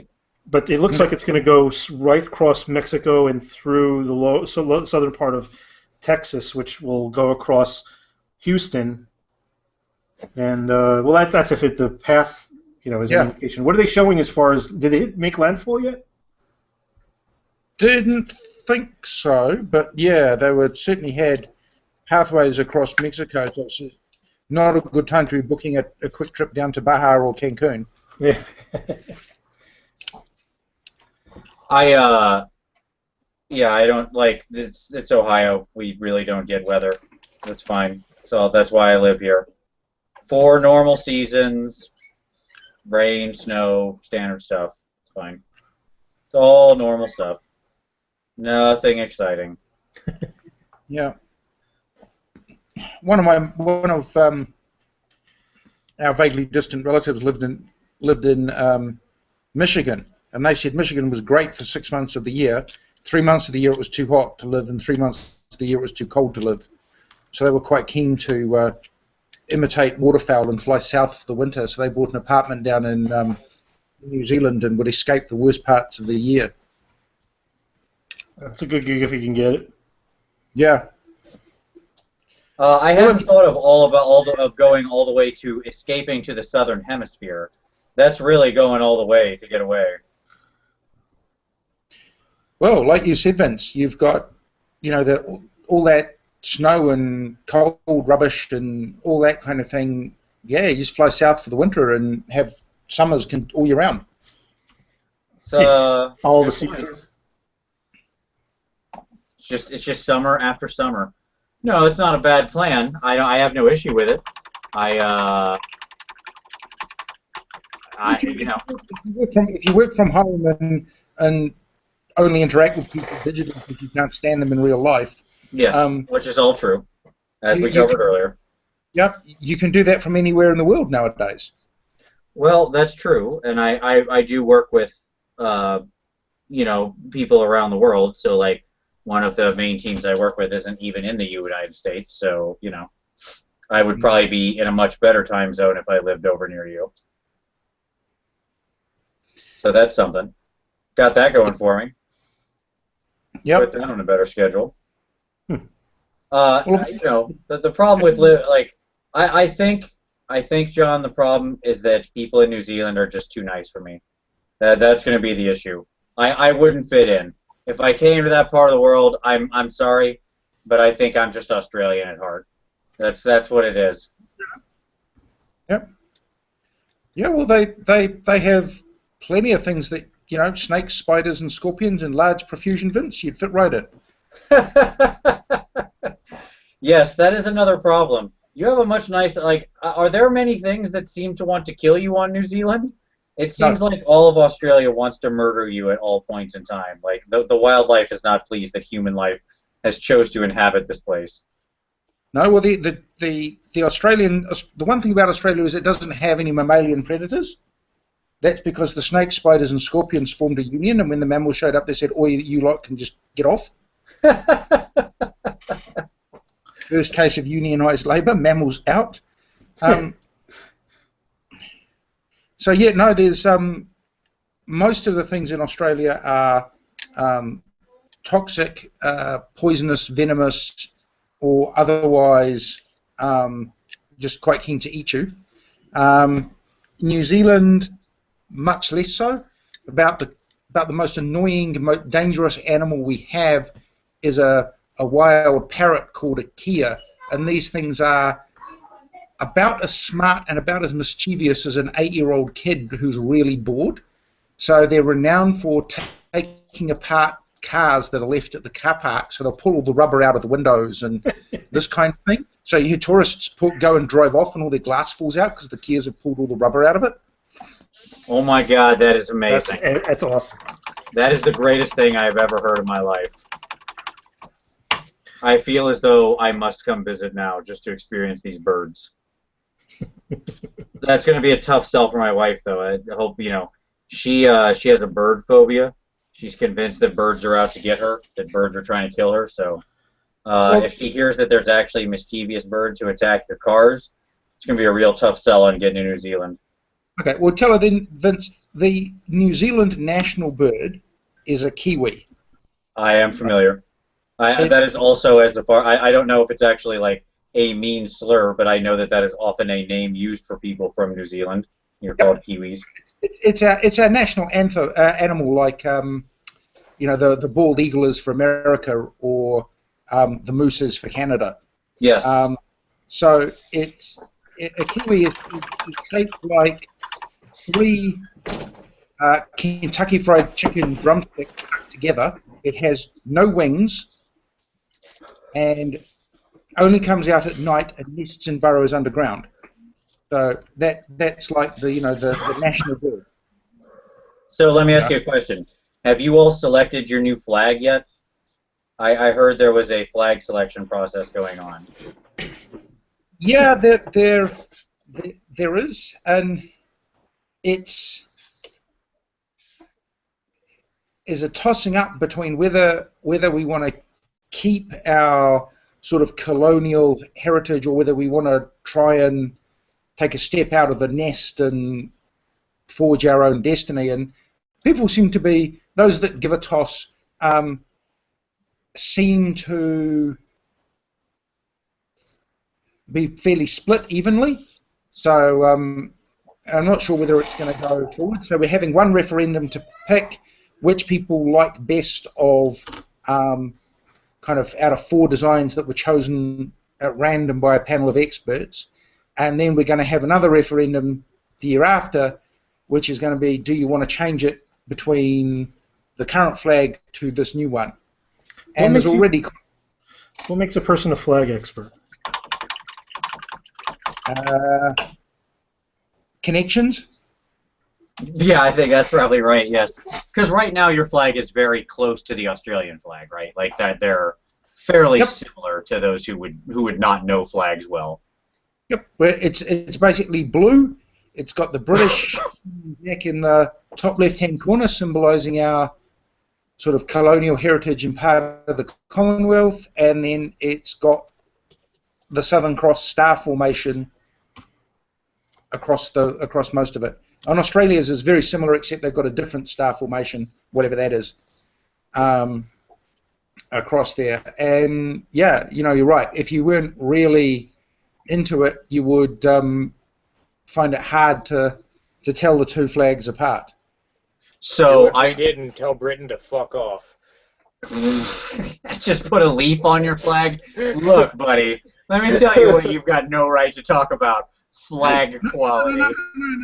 He's right, because the New Zealand sports team, the common sports team logo that ends up on just about all New Zealand national sports teams is a thing called the silver fern. Yes.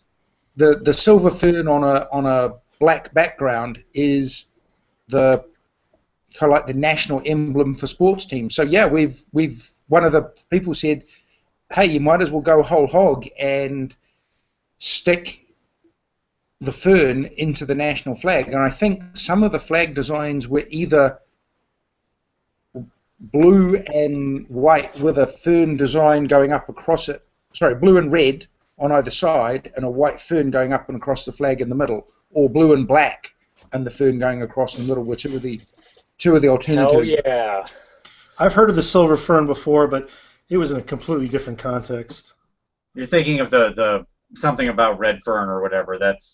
You're thinking about that book about incest. I know where the red fern grows or whatever, that one. Was I? Yeah. Yeah, so here you go. So the only reason I know about this, to be completely honest, is because of John Oliver, because of Last Week Tonight. He seems to be a fan of New Zealand. I think as a British person, he keeps track of the colonies. That was a great episode. And he did that, so let's go ahead and do this. So I'm going to go ahead and screen share. As I just Googled best New Zealand flag submissions, because I know it was open to the public. And so, like, anybody could submit. So I think this is the silver fern thing you're talking about, right? Yep. And then we have our laser shooting kiwi, which is amazing. Yep. That's a particular favorite. I like this one, the kiwi being the, whatever this Yaya cat, Nana cat, I don't know, the meme cat thing coming into the stars. Solid. Has it got a rainbow coming out of its butt? It's like, so there's like an online meme with a little cat that's like going, yeah, shooting across the screen with a rainbow out of its butt. Let's see, what else have we got here? I think this is the one you were talking about. It's just like kind of, very stylized, nothing actually crazy, the silver fern thing, right? That's awesome. I like that one. Yeah. Didn't John Oliver also offer to submit his own or put up a site for people to submit? I believe so, yes. I think this one's particularly solid. That is the most horrific thing I have ever seen. All right, fantastic, good stuff. Yeah, I mean these are some quality flag. This is why you don't open flag submissions up to the public. Yeah, I think. Go scroll down a little bit, Vince. Okay. Is this you gonna show us yours? No. I didn't submit one. No, I'm not the kind of guy who designs the pyramid. I'm the kind of guy who goes, you want a pyramid over there? Right, I'll go build it. Gotcha. I like that. So yeah, so I tend to work. I tend to work for ideas people, and it's all about making their ideas come into reality. And sometimes I think that's a good one for you right there. I like that one. That's great. This would be very helpful, especially to a lot of Americans and other people in the Northern Hemisphere. We would enjoy this one. We're not Australia. Yeah. No, it's great. Honestly, I like the ones with the fern thing. I think that's pretty sweet. That one that we have, like this, what is it, this one? That one's totally awesome, actually. That's a pretty sweet flag. Yeah. Well, there's one in there which has a black background with a guy holding a cup, a golden cup in it. Okay. That I've seen in there. That one. That's about that one there. It's not quite the right. Oh, I see. Yeah. So that's in reference to the Rugby World Cup, which was New Zealand won it back in 2011, and it's on again right at the moment. And the story behind this was that guy is a guy called Stephen Donald, and he kicked the winning goal for New Zealand in the final to beat France. And he was much maligned, and he was actually like the third string player in his position and wasn't actually selected for the tournament when it first started, but everybody who was ahead of him in the pecking order got injured and broke down, so he was rushed in from his white baiting trip and stuck on the rugby field and didn't quite fit his T-shirt anymore and managed to kick the winning goal. So, yeah, he's being now nominated to be stuck up on the national flag. Nice. I think Singing Egg. You should go. I think Singing Egg is definitely. This would be. I don't think anybody would ever confuse New Zealand again. That or Laser Kiwi. I like Laser Kiwi. Those would Well, be you see, you see back to the Hobbit there. You can. There was one of those designs that had the kiwi surrounded, a little red kiwi surrounded by a great big giant Hobbit ring. Oh yeah, there you go. That one, yeah. The kiwi surrounded by the one ring. The little quote over here is, "It embodies everything New Zealand is known for." Oh jeez. Hey, let me tell you what. If you got it, own it. That's all I'm saying. You guys giggle about the Hobbit movies being awful and stuff like this. They've been fantastic for New Zealand. We have Hobbit tours, tour around the country to visit the different parts of the country where the film was set. You know, you want to go to see where the plains of Rohan was, and That's this not kind the of Hobbit. Whatever. I'll take either one. That's Lord of the Rings. Absolutely. And I'd go on that tour, man. I would totally go. I'll visit the Shire. I'll visit any set from The Hobbit or Lord of the Rings. But when I go to New Zealand, I am 100% taking that full length of the country. I want to see all the sets tour. I think that's awesome. Yeah, that's epic. Yep. The Shire was built on effectively in the back blocks of some guy's dairy farm. Is it being upkept? I mean, is it being maintained? It wasn't so much after the Lord of the Rings, because nobody anticipated the fact that there would be this Hobbit mania, if you like, with people actually wanting to fly from halfway around the world to come and see. So they kind of took most of it down, and then people realised, hang on, this is a giant ongoing money spinner. Let's change the rules a little bit and keep the sets, and yeah, now they're refurbished and maintained and all sorts of things. Good. And yeah, and I mean, for New Zealand, the amount of money that those big movie productions, the Hobbits, the Avatars, that kind of thing, what they bring to the country's kind of like national GDP is significant. I think it's pretty awesome. I mean, hey, whatever. I would love if there was still terrain like that in most places of the world. I mean, like I remember when they were talking about way back when they were talking about where to shoot Lord of the Rings. You know, obviously when Tolkien was writing it, he was thinking of rural England and such. But those kind of places just don't exist in the UK anymore. You don't have that kind of really just raw nature, not to mention the fact that you're never going to get mountains like you've got and things like that. Your variance of natural terrain is much higher and much more impressive. Yeah. And within, I don't doubt you could find equivalent bits of terrain across the North American continent, but effectively we're the size of the state of California, and we've got all that different terrain all within a very short space of time. So you don't have to travel 8 hours by car to get to the next set.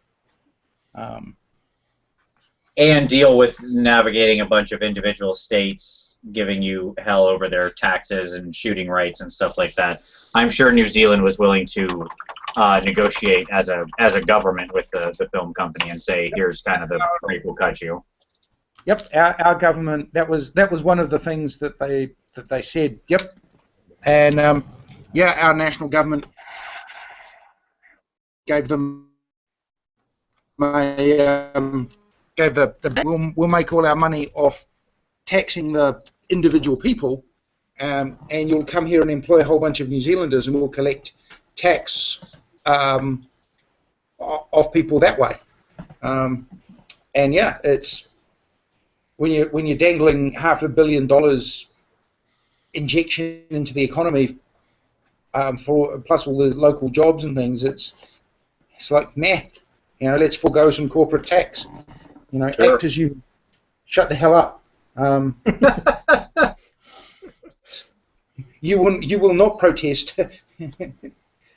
We will have this movie over. So yeah, there was a little bit of angsting going on around that, but yeah, other than that, it was all good and everybody's happy and kind of away they go. So basically, you're all for the pillaging of Middle Earth for additional content and additional productions, because without it, there's going to be a lot of people that have been employed for the past 15 years that are going to be looking for different types of work. Is that what you're saying? I mean, and that's always the frustrating thing, You go from being, it's a bit of a step down from being, film actor 1 year to sort of rubbish collector the next. Mm-hmm. Yeah, there's not a lot of job opportunities for people who look like hobbits. No, well, unless Star Wars. Unless Star Wars 8 and 9 take place on Endor again and they can get roles as Ewoks, then... No, please, don't even give anyone ideas. Yeah, well, I'm waiting for Jar Jar Binks and the fish people to make it back into the next round of Star Wars movies. No, they're gonna show the burnt and crushed corpse of Jar Jar in some capacity. One of the things that I like the most about Disney Infinity is you can beat the shit out of Jar Jar Binks. I like it's look, dude. He's gonna be Kylo Ren or whatever. He's gonna be the guy under that Sith mask. Nah, That's what's going on there. Yeah, you don't know how long those guys live. He can't be under the Sith mask. Otherwise, you'd see the ears dangling down the back of his neck. Well, it's a very thick hood. well, just remember he's probably lost limbs. Yeah, he's a Sith, so he probably had those burnt or cut off or something. Yeah, exactly. You never know. No, I mean whatever. The if we want to transition to new Star Wars talk, we can do that. Well, let me one final thing on the Hobbit, and then I'll say I think you could make an awesome movie out of the Silmarillion, and I would focus it. I think I would want to have Glorfindel as my protagonist. Hell yeah. And by the way, have you all seen The Martian? Yes, awesome flick. It was quite good. So my favorite little complete nerd joke in there is they talk about they have this meeting about the project that Donald Glover makes up. Donald Glover I was getting there. That Donald Glover makes up. And they call it like Project Elrond or whatever. Yeah. And Kristen Wiig is like, why are we calling it Elrond? And everybody at NASA, being a nerd, of course, is like, because it was the secret council meeting and blah blah blah, which is of course doubly funny since Sean Bean is there in the room, and he was there at that original council meeting, and they had Jeff? Is it Jeff Bridges was the main guy, or who's the head of NASA? Daniel. Jeff Daniels. Jeff Daniels. There you go. All right, see, I keep picking I'm one step off in every actor. Well, all right, but I get it. So Jeff Daniels says, if we're going to be the council meeting, then I'm Glorfindel. Which is the best freaking reference, because you didn't see Glorfindel in the movies. So, that was, deep nerd cred that he was flipping out Glorfindel, who was really the most potent person alive at that time. Yeah, for those who don't know, Arwen had fuck all to do with the river scene. That was all Glorfindel. Exactly. Thank you.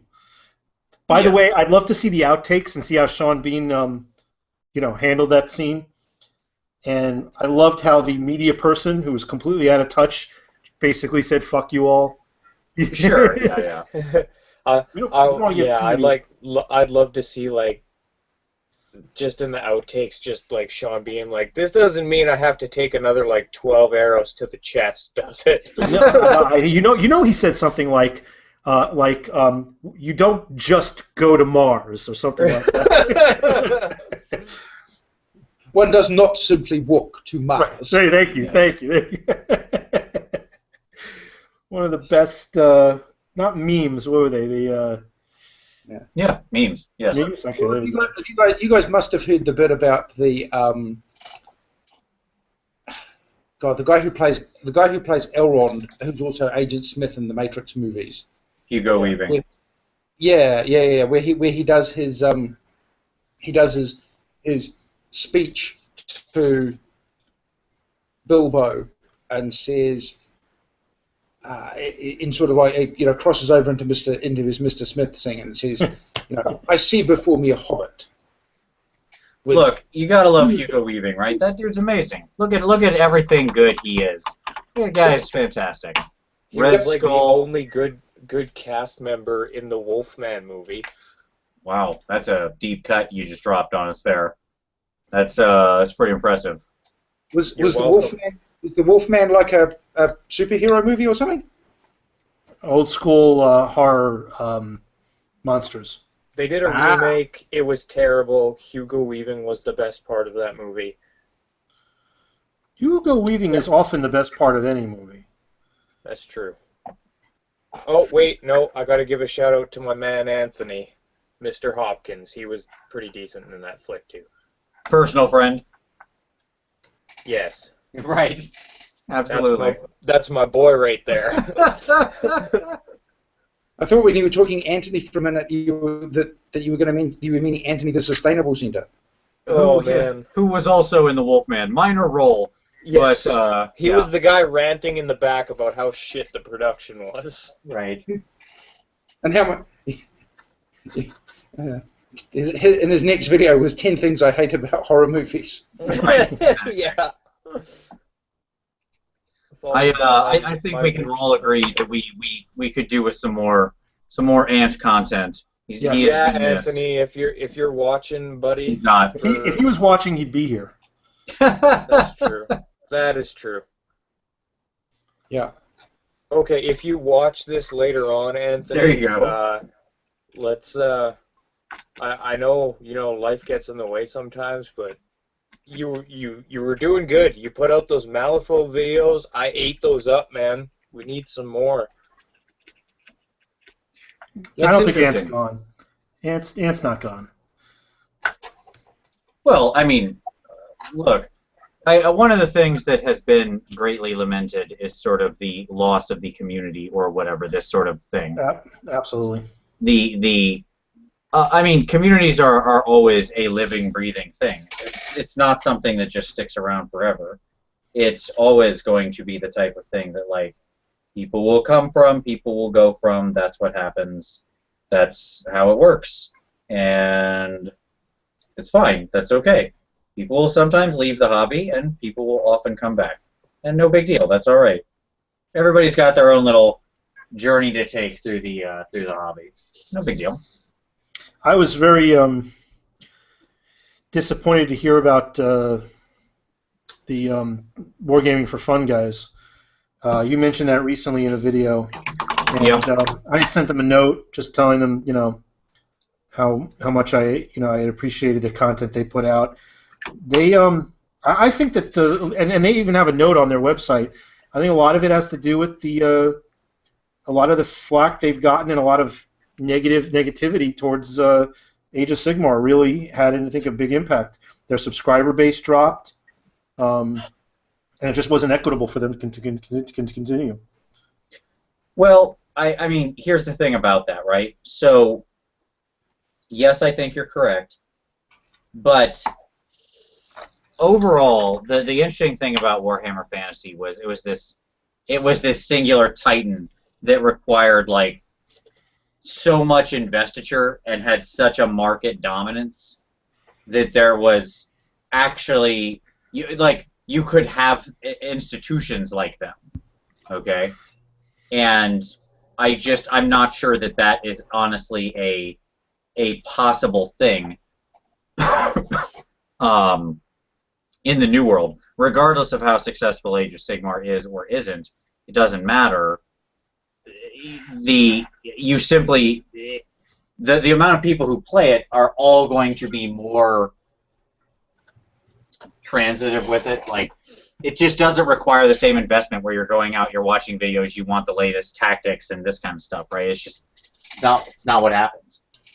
It is a more fun, casual game, and more fun, casual games are going to have podcasts and things that support them and stuff like us, but it's going to be hard for you to, completely build a true, like, more business around that. Yeah. Has anybody heard anything from the tabletop mini guys? It's been a couple weeks since they released any content, and I was just wondering if anyone heard anything, because normally those guys are putting out like at least a couple videos a week if they're not doing a hangout or whatever. Yeah, they were doing some Paintisodes too, which was cool. Yeah, I would have to say I don't know. I mean, obviously we had him on the show. Really cool guy. I mean, it seems like they had a lot of fun. So I'm not sure. I don't know. I hope we see some more content from them soon. It's funny because in like the podcast space, it's again, like, communities aren't one thing either. There are a lot of different things, right? And in the podcast space, the AOS has been there's a lot of podcasts out about AOS and people moving to AOS and stuff like that. That's been doing very well. There's like the Mortal Realms podcast is a new one. It's really good. Highly recommend it. It's just funny because there's so little overlap between the YouTube and the podcast world. They're just these two separate entities, and never the two shall cross, which is funny to me because they should cross more. Yeah, well, you're using different elements to get across the message. I mean, the main reason why I got into YouTube was to do battle reports and have fun with that because I thought it was so cool, and that was how I got back into Warhammer, was watching all these awesome battle reports. I've listened to plenty of podcasts, but that's content that usually I'm listening to while I'm doing something that I don't have to watch. I don't have to watch anything. You watch battle reports? Yeah, I watch battle reports. Oh, that's what I'm doing wrong. What? That's what I'm doing wrong. Yeah, absolutely. I gotta say, no, I agree. I don't know what you're talking about. I listen to battle reports. No, I watch them for a variety of reasons. I get ideas on terrain. I get ideas on painting. I get with those that paint. I get ideas on tactics, but obviously that's long gone because there isn't much of that. Right, we all know that. Oh yeah, extra Sigmar has some tactics. That's right. I'm like super excited for tomorrow because I'm gonna get a game in on the table that I built for like the first time ever. Is this more time? It's not. Yeah, AOS more time. It's not. Are you gonna battle report it? I am gonna battle report it. Cool. I'm gonna get some flack because the table's white, but so it's just plaster. It's not done being painted yet. But no, you're not gonna get any flack. I look forward to seeing it. Yeah. I just got this awesome mat from Frontline, and I want to get like 3 more of them now. I used it for both AOS and for bolt action, and I think I'm totally sold on those mouse pad mats. And they're not all created equal. There's some good companies out there, but Frontline just seems to be the top of the line.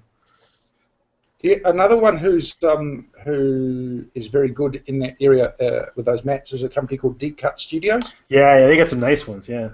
What are they? Beasts of War guys have gone all Star Wars crazy, as you do, and they've built a sort of indoor style forest table for playing games of X-Wing on. So they've got trees and a bit of an imperial base for terrain and that kind of thing, and they've even managed to find some 1/300 scale 80/80 things. It must have raided some McDonald's Happy Meals from a while ago or something to get those, and yeah, it looks awesome, really good. And they used a Frontline swamp base as deep cut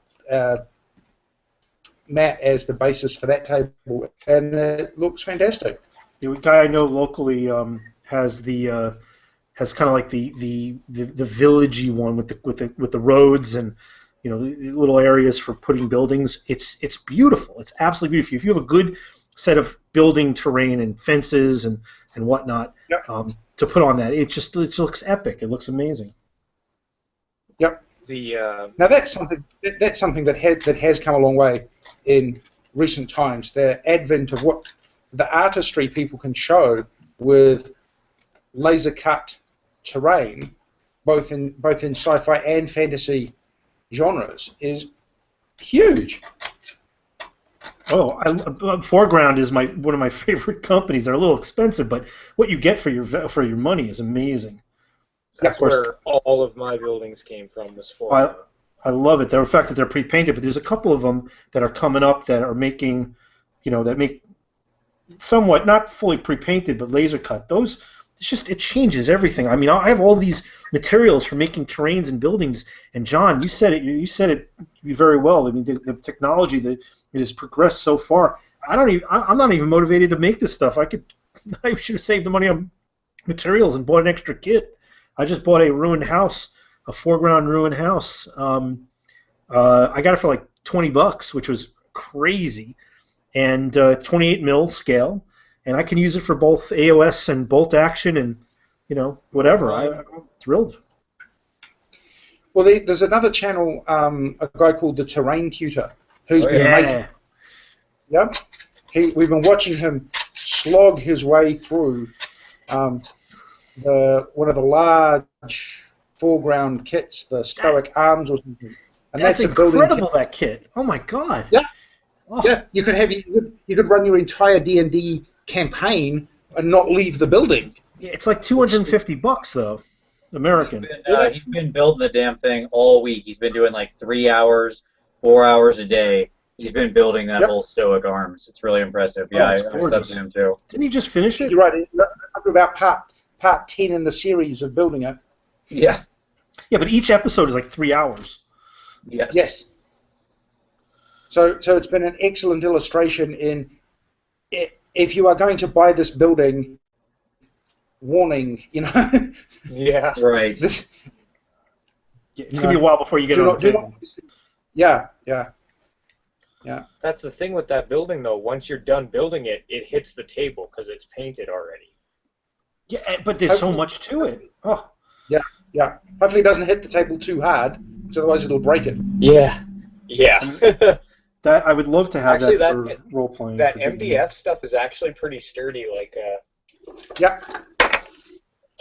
I've got their damaged left-hand semi-building here. Yeah, that's great. I haven't built it yet. I've got one built already, so I've got 2 of those, and then I bought 4 boxes of the Ruined Hamlet box sets. So those are going to be my buildings for my Mordheim table. I also just got my hands on the Witch Fate Tour, and I'm currently waiting on Witch Fate Tour. I love that model. On a bid for another one, and I'm also currently bidding on the Fortified Manor, the old kit there.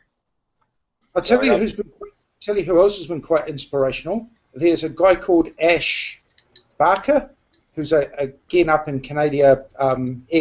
Guerrilla Miniatures. Yep. Yeah, his frost grey table. With what he's chucking. I mean, some of those bits. I mean, the GW stuff. Yeah, I can recognise where that's coming from. But he's got almost looks like part of a ruined amphitheatre or coliseum. Yeah, he I'm looking at that. Some of that stuff is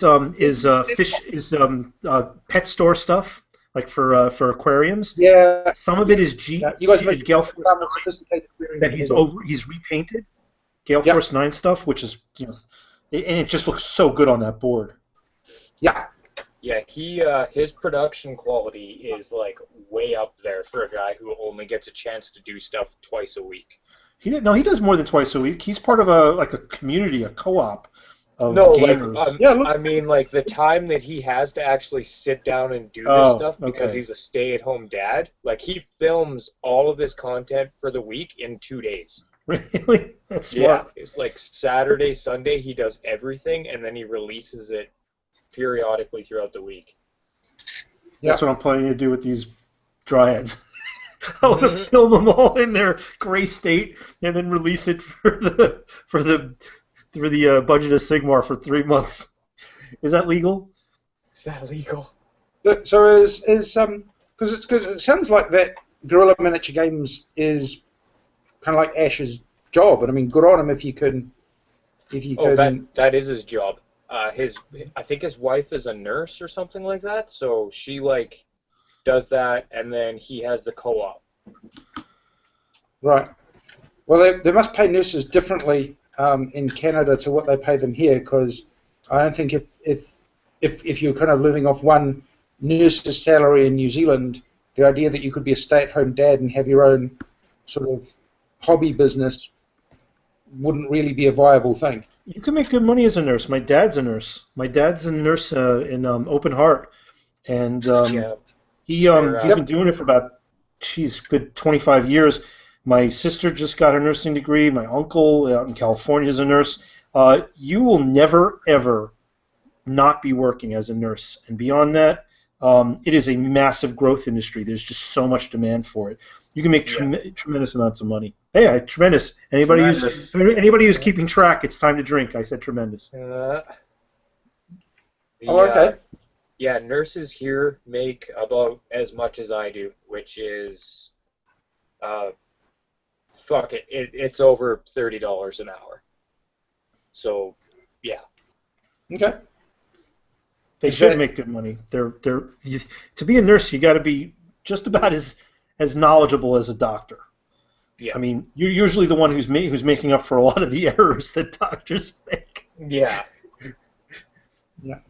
Well, I think being a part of a team like that, that's there's pretty high risk. So you've got to be right. It's got to be good. It's not an easy job, especially depending on the type of nurse that you are. My dad works at it's tough. He works at a big hospital, and he's got people that are on death's door quite a lot. Yeah, that's got to be tough. Yeah. He'll put in like 12-hour days, like 3 or 4 days a week, and he needs those extra days off. I couldn't do that job, man. I have a lot of respect for anybody who goes into the I think they're unsung. I don't think they're not appreciated like doctors are. I think healthcare is can be a pretty thankless. I think helping somebody get better and sending them on their way, that must be a pretty awesome achievement. But for many people, it's getting into the other end of the scale, and it's on a flip note of that, like a nurse's job is to tell a patient to do something like that. If a patient is in pain or whatever, they probably don't want to do it, and then their family members see that they're in pain, and there's this asshole nurse trying to get them to do something they don't want to do, so they automatically think, hey, this nurse is an asshole, when it's something that has to be done in order to continue with that person's treatment. Look, I'm not knocking doctors, because obviously that's a tough profession, and with all the accolades they get, they deserve for the amount of work that they do and the amount of knowledge it takes. But how many times do you see a doctor when you go into a doctor's office? How many times when you go for a procedure do you see the doctor? You'd see the doctor for like maybe 10 minutes when you go in for an examination, but you're there with the nurse for probably 5 times that amount of time. You spend a lot more time. They're the front lines of dealing with the public, dealing with the patients. Yeah, agreed. Well, on to other subjects. We never really talked about Star Wars, but I want to ask people if you guys are fans of Walking Dead. Nope. Oh no. I was for season 1, and then the zombie thing got tired. Oh, I'm sorry to hear that. Okay, next subject. Yeah. I think as a interesting premise, I think it's the sort of post-apocalyptic thing seems to be fitting very much with the mindset of where people are at the moment. Zombies are a little played out, yeah. Just a little bit. But it's the zombies are a bit like the Cylons in Battlestar Galactica, right? They don't need to show up. All they really need to do is show up when the action's getting boring and boot the adventurers on to the next setting. Really what that story is about how are people coping with the fact that the world as they knew it is changed. And it's almost impossible to think of it's going to go back to what it was before the apocalypse. So here's a new world. How do you adapt to that? How does this group of ragtag survivors who were, I don't know, happen to be on the same aeroplane when the outbreak happened and otherwise have nothing in common, how do they interact? How do they learn to form a community together? I think you're thinking of the series Lost. Oh, well, no, actually I'm thinking of some of the different party backgrounds for a zombie outbreak game. Okay. There was I mean, it's all the same thing. You're absolutely right.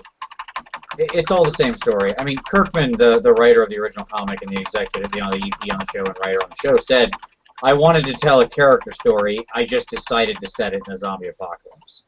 Right? Yeah. I mean, he wasn't interested in telling a zombie story. And I read the comic, and I like it. It's just, it's not a thing of, like, I don't like the show, good or bad. I have no idea. I haven't watched it. I just can't watch it. It's too visceral. Like, I can't sleep if I watch that kind of stuff. It's right in the human goal for me. So that's what my wife says. She loves the show, and she's into the show.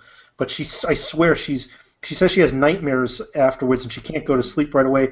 She's actually there's a bunch of other people at the office where she works that are fans, and they all lament the next morning. They're all like exhausted on Monday mornings, not because of it, it's a long weekend, because they stayed up for friggin' Walking Dead and they couldn't get to sleep.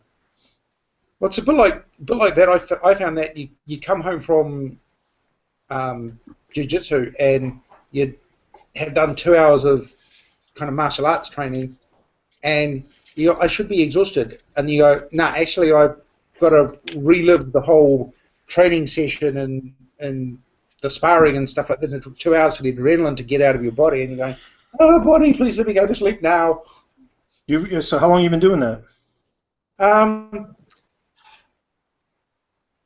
2-3 years now. Awesome. So, but I mean, work's been crazy for the last 6 months, and so I haven't been for 6 months. So I'm kind of going to be starting again. I got my son into it recently.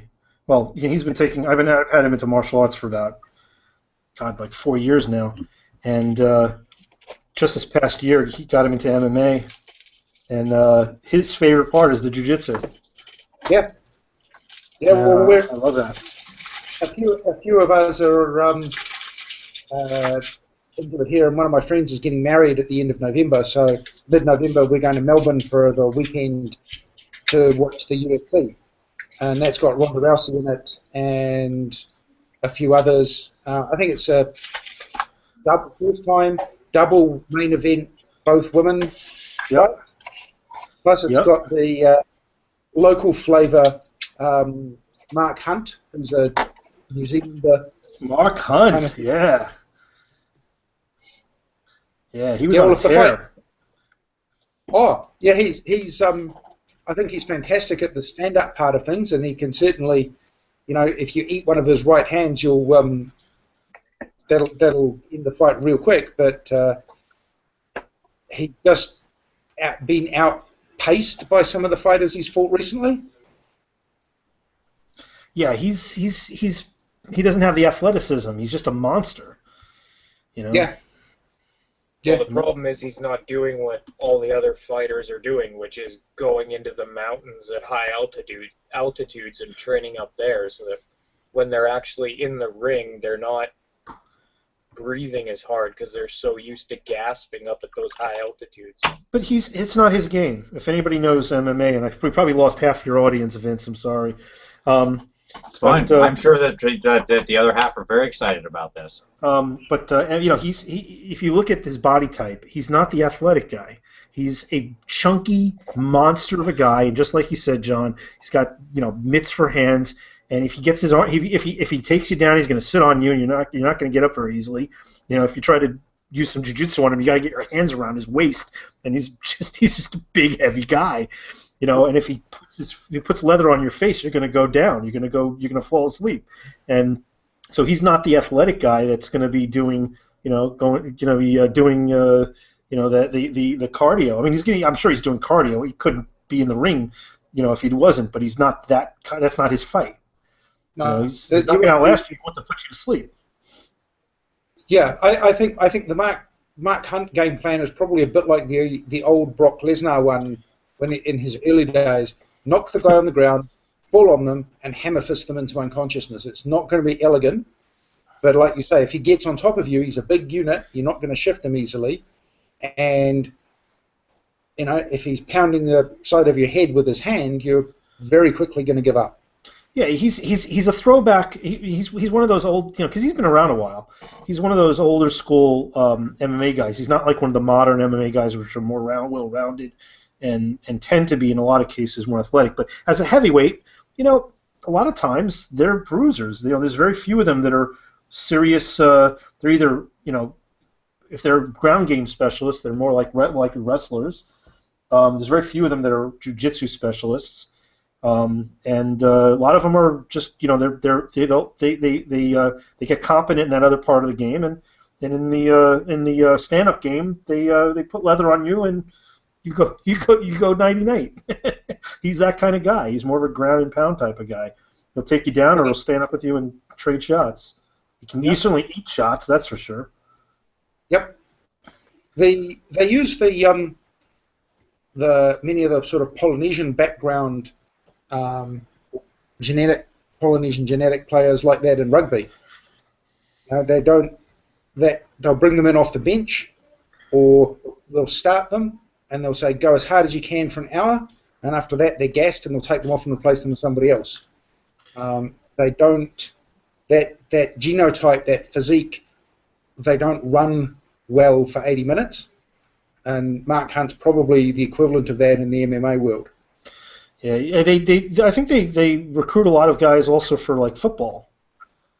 Yep, we're starting to see one of the I think he's Australian guys. Jared Hayne has just landed a contract with 49ers as a kick. Yeah. So it sucks to be him, right? 49ers look like they're not a good year to be a 49er, yeah.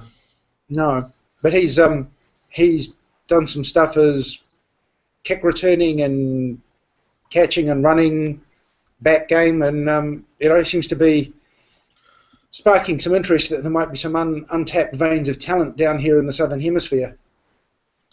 Oh, there's plenty. There's plenty in as far as the sports. If they're always looking to recruit from somewhere, and once you get one or two guys that break out, there's going to be scouts galore.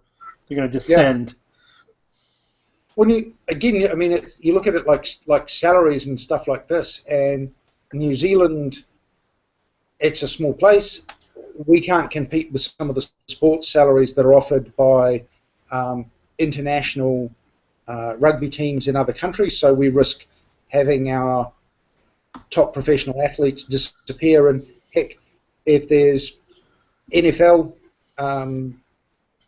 scouts coming around New Zealand high schools and that sort of things, dangling 100,000 plus contracts in front of 20-year-old Kiwi boys, they'll be off to the States in droves. Yeah, I think if you're talking about the NFL, you're talking about bigger contracts than 100K. Even for rookies, they're making cheddar. If you make the cut in the NFL, man, you're making you may only last 4 years if you're on average, but you're making decent money. Yeah, it might not last you a lifetime. Change the subject too starkly, but Vince, how's your Beastmen coming? Hey, why are you making me paint this thing? No, it's fine. We'll go for something else that's covered in big chunky muscles, right? No, because I'm painting the shaman. He made me because he said when you want to do this, I had nothing like I had this guy just like zenithal highlighted airbrush, and I was like, that's fine, I'll just brush paint the whole rest of the guy. I probably would have done most of his cloak work like with an airbrush had I not jumped into this. And I was like, yeah, it's fine, whatever. So no big deal. It's fine. It's okay. He's coming along. He's finding his way. The other ones, like I said, and it's funny because at the beginning I said what I was doing with the normal Beastmen. There's like the ones we're just waiting on their bases to dry and such, but they're like very pale skin, blue fur, like Celtic woad tattoos, that kind of thing. Did you go with the fawn idea?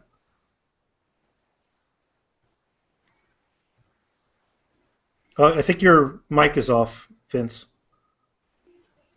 Oh, probably because you're choking. I did it for coughing purposes. I Okay. kind of like him. Let's hope we don't see the death of Vince on his Paintisode here.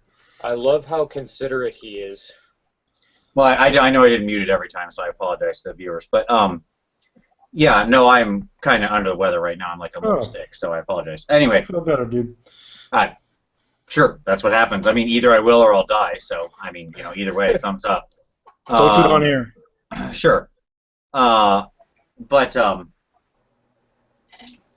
no, only because I couldn't think of a good way to do it without replacing. When you look at him, like sticking on the Dryad bits, I wasn't sure what that would actually look like, and it would require a bunch of bits and stuff like that.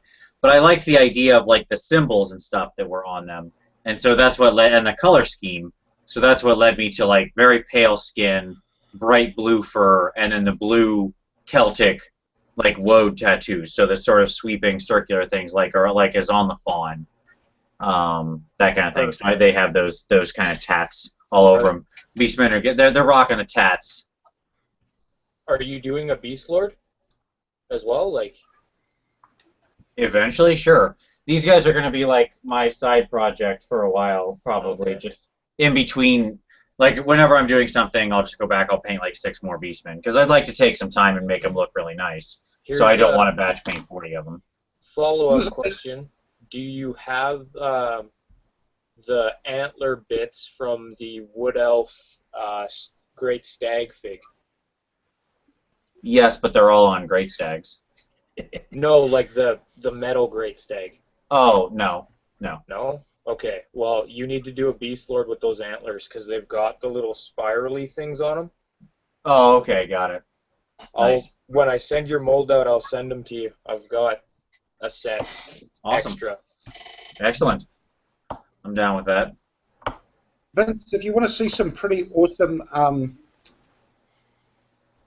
Beastman models, there's a guy on druchi.net who posted some Slaneshi type Beastman called Geo Orc. I think if you Google him up and Geo Orc Beastman, you'll get some. How do you spell it? Georc. All right, let's give it a shot here. G-Orc, Slaneshi Beastman, Warseer, Cool Mini or Not, Beastman of Slanesh, Golden Demon. All right, this is probably good.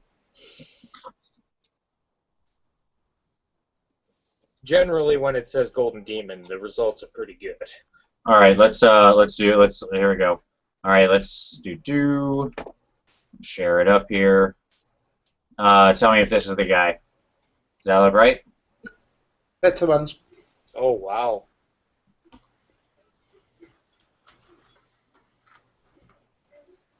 Yeah, I think that's his. The one with the 4 arms is the Beastman, like is the champion for one of the gore herds. Sure. Yeah, it looks great. Wow.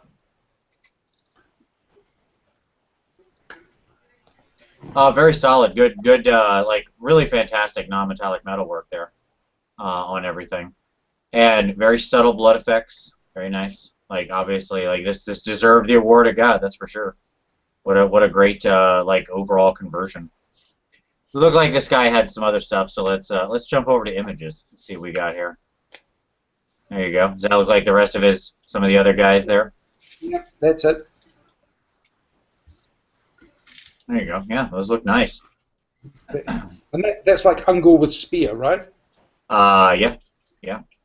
And that's so those two have got the halberd-style weapon of the old GW Slaaneshi hero mounted on Worm.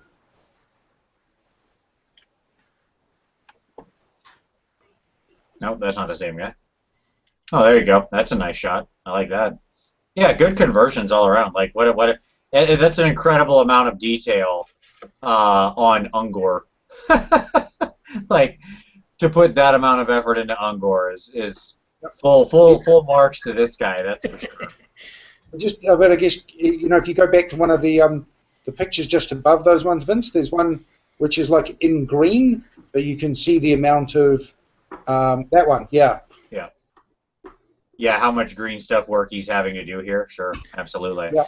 Yeah. So he's kind of modded the heads to give them that sort of more elongated head and that kind of thing. So yeah. Yeah, reattach the horns in new places. Like, yeah, it's pretty awesome. Clearly doing a great amount of work. Oh, there you go. That's a nice shot of where he got to there. Love the giant. That's fantastic. I like how the giant actually has. Let's see if we can actually open this up and zoom in because this is amazing. So there you go. I like the daemonette up in the giant's hand there. It's really nice. I like that it not only got 2 heads but 4 boobs. Yeah, indeed. That's it's a hell of a conversion. I'm guessing he cut the torsos and then reattached them or something. Like yeah. And then remolded over. The top set looks kind of like putty work. I'm sure there's some of all of it, right? There's probably a little of all that. Because he would have had to build out the torso to have room for the second head, right? He would have had to completely redo this. Yeah, that's great stuff. I can't wait to start doing more tutorial vids on that kind of stuff. You should. Yeah, I will say I'm not going that far. That's for sure. Well, I figure we could be like a dynamic duo, right? You can do the painting, and I'll do like the sculpture and converting stuff, and then if people watch both, they'll get good and learn at both, right? There you go. Well, everybody can all blame Merrick for not having a second hobby cheating video tonight because I was literally just about to record one when you messaged me. So there you go. That's why nobody's getting another hobby cheating video tonight, thanks to Merrick. I'm not sorry. We've probably got 100 years worth of hobby experience between us all, and we're bound to be able to. I don't think I qualify as adding too many years to that. I may have, it's not the age, it's the mileage. Oh shit. I don't even know how many years I have. You're trying to tell me you're actually 22, Mitch. No, I'm trying. Yeah, I just celebrated my 22nd birthday again for the 20th time. Actually, no, more than that, 25th time. Well, Mitch is only 25. He's just lived a really hard life. Like Jesus. No, I've actually I was cursed at long ago by a gypsy woman, and I've lived many years. Yeah. But unfortunately, I stopped aging in my 40s. That's a harsh mother-in-law, Vince. I wasn't lucky like comic book and superheroes, where I stopped aging in my 20s. That's fair. But yeah, that's great. But I do want to do a nice job with him. So it's a beautiful army. I don't think I have. I'm sure sometime I'll undertake a project that large. I think in general, I don't like. There's sort of a sense to me where it can stretch out too long, right? Where I'm like, to the amount of effort per fig makes it so like the end goal of like when this army is completed just gets too far out there for me. And when I lose sight of that, I'm like, I don't know. It's hard for me to believe that after you undertook the Bretonnians on. Every one of those models has to be almost like a mini masterpiece. I mean, you did an amazing job of that. But I can calc that out. Well, thank you. I appreciate that. But I mean, I can calc that out. It's a day per night. If I paint a night a day, you can see how long it's going to take. I need to do 50 nights. It's 50 days of work. Characters are going to be 3 to 4 days, and you just do the math. I can see that that's 3 months. If you're talking about like green stuffing and each individual guy and that kind of level, you can very much get to a point. I'm like, and I still have Bretonnian models unpainted that I think I would want to go back to. I mean, I have more than a full army, certainly, but you know, like every so often, I like to do a Bretonnian model, like I did the converted Lord on Hippo. But right now, it's really killing me with the budget of Sigmar because I want to just do a bunch of the Tzeentch Chaos Warrior stuff. Like that color scheme's got me. That's all. Like I'm all in, and I got a bunch of that stuff lined up. That I've scored some deals. I got a what did I get? I got like a Slaughter Brute and a Lord on Manicore and like a Lord on Demonic Mount for like $50. Holy So shit. I was pretty excited about that one. And yeah, just a bunch of stuff like that. Do you have like a dream army that like if you could start it, like what would it be?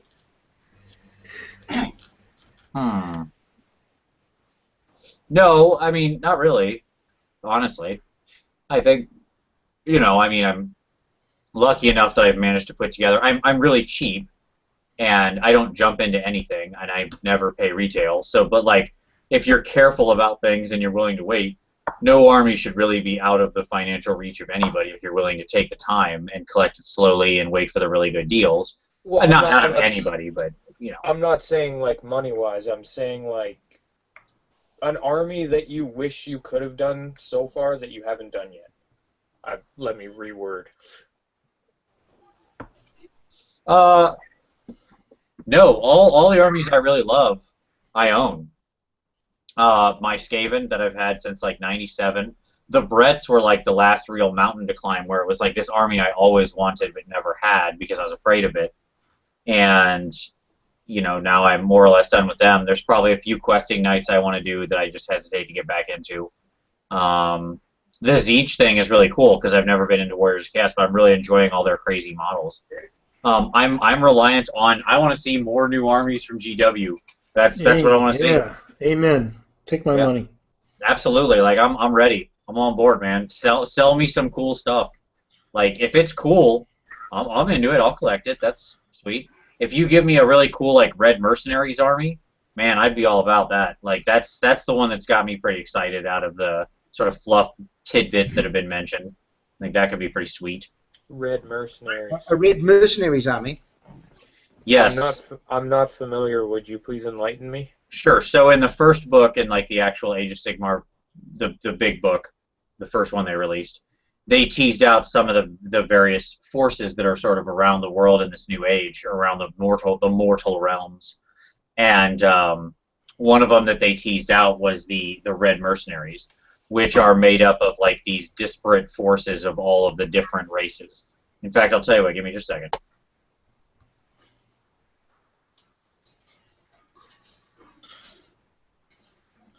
Yeah, I would dive into another army if they put out something completely new and unexpected. Like the Seraphim? Well, I don't think. Well, it depends on what the Seraphim become, but I don't want to. I don't know if I want to dive into one of the legacy armies. I think the next army that I collect, I want it to be something completely in a different direction. Not even like a new modified version of a current army. Like if they really did Seraphim with all these new war scrolls and new models. I like what Vince is saying. Something really that is not a traditional GW army. Right. But not So friggin' what are the candidates for a what are the candidates for a fantasy army that's not something that GW have already done? I think that the thing I would love the most, because it was brought up on one of Vince's shows, would probably be like an elemental army. Well, yeah, that's right. We could call it forces of nature. Yeah, I'd love to see something like that. That would get me because I could dive into just in one army a total range of painting schemes. So, And converting like what crazy would you too. have? Would you have like sort of 4 or 5 elements worth of different infantry units representing from different elements, and then bigger elementals, bigger things, or would you have a sort of fire cast? I think Troops. I'd like to see summoners that summon them and control them, and then you'd have them be your main forces on the table. But I would love it to see love something along the lines of having, like, they're all different elementals, right? But they all bring something different to the table. So, for instance, you could have your water elementals, which are sort of these fast darting infantry, and then you've got your fire elementals, which are your range. Then you've got earth elementals, which are these huge hulking monstrous beast things. Something along those lines where it just goes up the line, but you don't have 3 or 4 different variations of each element, and they all have, like, your quick troops, your range guy, and your big hulking brute. So it forces you to combine all 3 elements, or 4 or 5 or whatever, into a force. I don't think it's terribly innovative. I just think it would be something that it's cool. That would be something I'd dive into. I mean, I think there's other games that have done stuff like that. But yeah, it couldn't be just big giant elemental monsters. It'd have to be more than just that. But I'd love the idea of it, and I'd love to put it together and paint it. Did you find I'm listening to you talk about it, and what Marek was describing sounded to me awfully like Chaos Demons. Just in terms of, like, the air demons do this, and it's like, yeah, well, and then you get people who want to field an all fire army, and then they'll go out and say, but the air demons have this really cool thing called skull cannons, so I'll just stick them in the middle of my air army, even though they come from fire. Well, there's where Mitch's idea comes in and ties it all together with a summoner. So you need the summoner in order to get anything, right? So I don't claim any credit for it. Well, I'm giving you credit, Mitch, so accept it. Okay, I'll Take the credit. I couldn't find, like, there was various stuff, like, they get mentioned in a couple places. But anyways, there could be a lot of cool forces in there. And yes, I think the elementals would be a good one, and they fit obviously pretty well into the new scheme. But there's plenty of other stuff. If you read the big book, there's lots of little references to weird races that have never been mentioned before in the history. Like, it's just a word that happens in a sentence. But, like, it's in there. So they've definitely been, like, planting the seeds. Yeah, I'll let them start releasing this stuff. Just give me my Seraphim and I'll... Well, I love how we're all talking about this. Let's go back to 8th edition. It was a good year and a half before 8th edition started after the release. Like, it took forever for books to really come out. And we got all of those war scrolls. At once. At once, yes. Oh, I'm not complaining. I just would like to see something different. You're kind of complaining. No, the complaint is not, hey, I didn't get enough and I'm not happy. The complaint is more of, I want to see stuff that's going to draw more people in. Something that's going to, if you're going to go after new players, the old stuff if it didn't get them before, I don't think a new game system is necessarily going to do it now. Maybe it will, maybe it won't. But you're looking to go in a different direction with your player base. You may not recapture some of those people that walked away, but maybe armies might do it. But new armies might do it. But you certainly could capture the imagination of people that weren't jazzed or weren't compelled with the legacy armies that GW's put out. But maybe something new will get those people as well. I'd like to see. I just want to see more. I just don't want to see more Space Marines. Obviously they're done with Stormcast, so I don't know why we're still concerned about that. You're not going to see more Stormcast. That release is over now. I just want to see Tom's reaction when they release the elves. Well, it's going to be pretty fantastic, I'm sure. Elves. By the way, let's go ahead and look at 8th edition release schedule. Good. When was 8th edition, the book, released? It was released in July 2010. Okay? So, July 2010. The Orcs and Goblins, the first army book, came out in March 2011. So like a year after. It's a long time. So this was. Imagine if the Age of Sigmar had been released, and we would still be 5 months from any significant release for the new edition. People would lose their minds. Tomb Kings came out in May. Ogre Kingdoms came out in September. Those are real hot sellers, by the way, let me tell you. Really, really leading with the big names. And, pun intended. And Vampire Counts, which I think is probably the big, is a pretty big deal. But the second Undead Army they released out of the first 4 came out in January 2012, a full year and a half later. So, I'm just saying. I'm just saying. Let's keep some perspective here. It's all coming. What do you think? They're not going to make models to sell you? They're going to make models to sell you. It's fine. I want to see the terrain. I want to see what the new look of the worlds are. I want to justify my purchases. I've got like 6 pieces of GW terrain that, and they all look cool. But I want to see where they go with it. By the way, Merrick, I realized I'm totally lying to you. Okay. About what? About my dream army or whatever, that thing. Oh, okay, there you go. Yeah. Lay it on me. All right. So I'm not just going to lay it on you. I'm going to show it to you. Okay. Give me just a moment here. It's going to be female. It's going to be ladies. Of course it is. Yeah. Okay. So, I have mentioned on a couple occasions the Toughest Girls in the Galaxy 2. And so, let's go ahead and share. So, the Toughest Girls in the Galaxy 2 is from Raging Heroes. And this is their, and I fully backed their Kickstarter. And they have 3 factions. So, here's their most recent update, which had their sculpts in it. Okay. Wow. So that's some serious detail. Jeez. The 3 factions are. These are all the digital renderings of it. Keep in mind. So I mean, your actual model isn't going to look like that necessarily, but they're getting. Obviously, technology is getting better to the point where we can get closer to what these things look like. But at any rate, so this is. They have 3 factions: the Lust Elves, the Dark, which are Slaneshi basically, because everything is just knocking off Games Workshop. The Lust Elves, the Dark Elves, and the I don't know.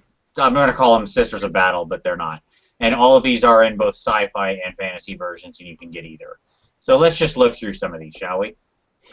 So here's this chick, Lady Melith, this courtesan from the Lust Elves. Obviously fantastic. Here's the Lust Elves matriarch. Wow, that's cool. You like her little human skin paper dolls? Oh my God, that's great. That's crazy. And how about the matriarch of the sisters? Epic. Look at that. Let me see that again. Hold on, get that back up.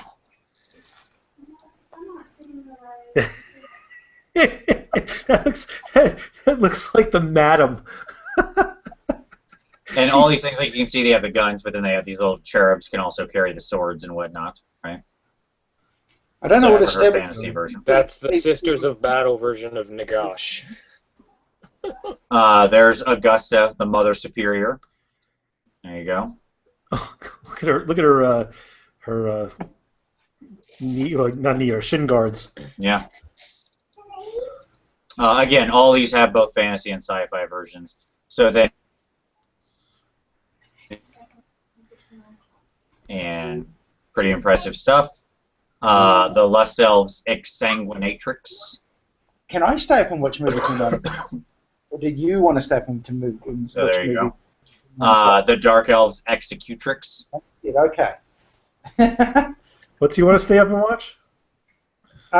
There's a cartoon thing on. Was it called Meet the Robinsons or something? Yeah. He wants to stay up and watch. Oh, was it Keep Moving Forward? Yeah, I think so. Something like that. So some cartoon movie. So he's all right. So yes. There you go. How about the Sisters Expatriates? This is for the good girls. Wow. She's their like the the Sisters of Battle have the like Retributor Squad or whatever. She's the same thing. She's the one that keeps them in line. That looks like one of the Sisters of Slaughter. Pretty good, right? That's the good guy. One of my favorite ones. Oh, wow. Zarya. Yeah. Love it. Simple but beautiful. A whole bunch of the nuns in sort of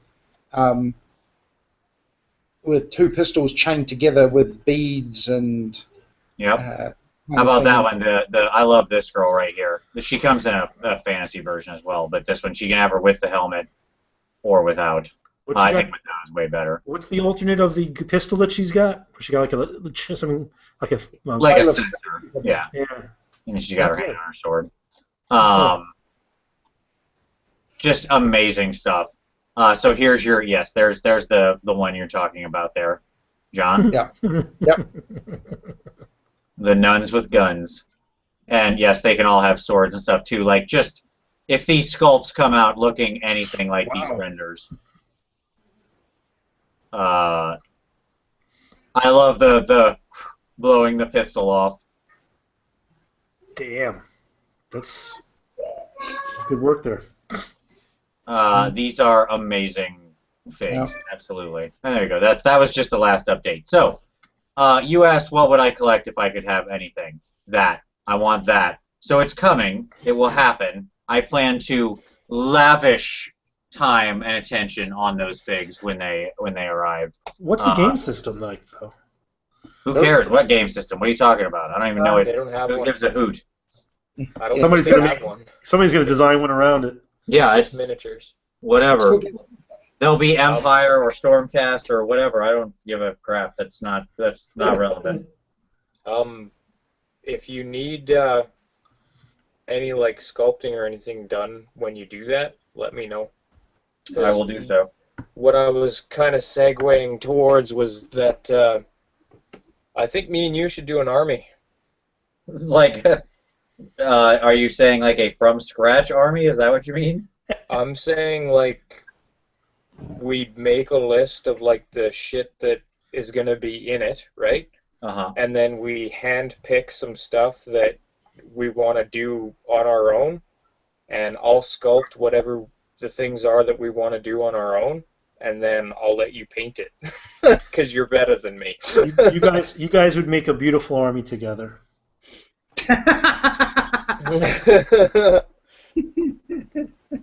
I think that is a project that we should tackle after the budget of Sigmar is over. And that is the point in time where I would be willing to entertain such a notion. Yes. Yes. Right now I have a bit much on the plate, but I like the idea. Well, I mean, I've got the table and everything, so we've both got big projects on the go right now, so it won't work right now. But yes. I'm saying sometime in the future. Hey, Merrick, do you have any pictures of your table that you can share? I can take you guys and go see it right now if you like. Well, that's even better. Why show us pictures when you can actually be there? Alrighty, let's go do that then. Going for a walk. Right. We are mobile. Alright, give me a second here to turn some lights on.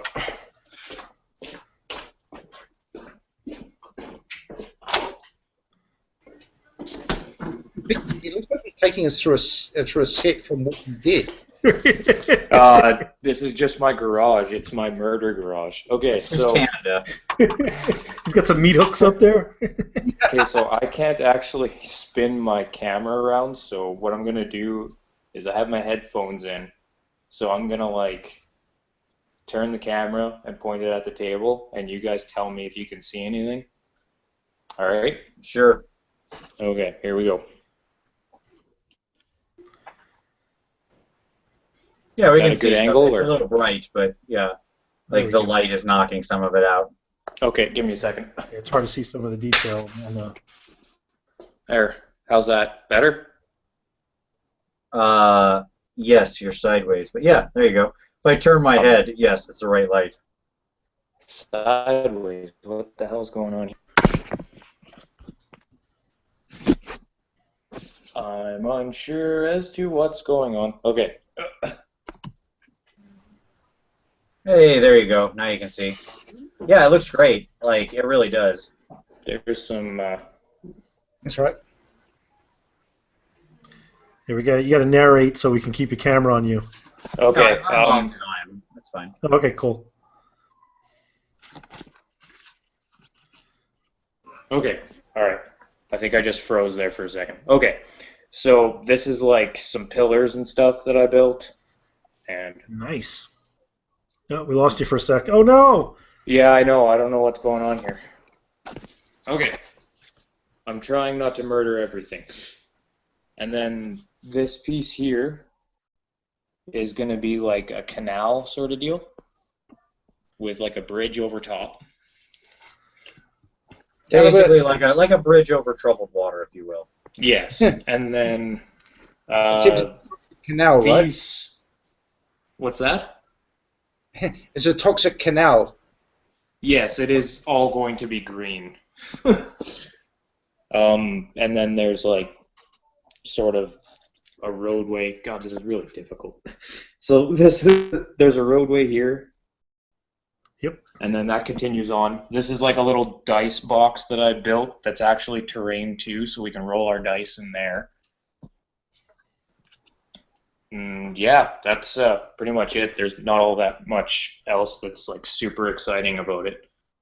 Here's a picture of like the paint scheme that it's going to be in. It's like a really dark gray with some greens and stuff. Yeah. So yeah, This looks crying out for some of that James Wappel shaded base coat and masses of washers and types. oh yeah, I've had to order more like just of your craft store like acrylic paints and stuff because I don't have enough paints to last a whole 4-foot by 4-foot table. Yeah, nor would you really want to use them. You know, that's if there was ever a use for your cheaper craft store paints, boy, is that it. Oh yeah, for sure. That's a great project, man. Thank you. That looks steampunky, vaguely steampunky enough to be usable in many of those kind of periods. I mean, you could see people playing War Machine on that as well. Yeah, like here's another one of the tiles that I did. Oh yeah. Water feature, and that's all done. It's got like a circle sort of archway entrance deal. Cool. I just got like the buildings and stuff left to do, and then paint everything up, and then it'll be done. But I gotta get this picture, this project I'm doing for my wife done first, because it's kind of important. Yes. Don't forget the wife. Yeah, Especially if she's a gamer. I'm done the her Vampire Lord etherealness thingy here now. Just got the yellows and all that down. Looking solid. Yeah, she's gonna be Very, nice when she's done. It looks very TMNT3, The Secret of the Ooze. Yeah.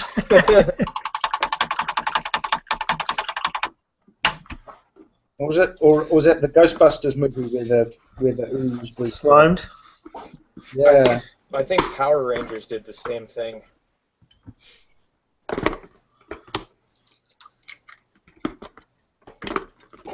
So, we're going to return back to a conversation we never had that we mentioned earlier. See, now seems as good a time as any. So, let's talk about Star Wars.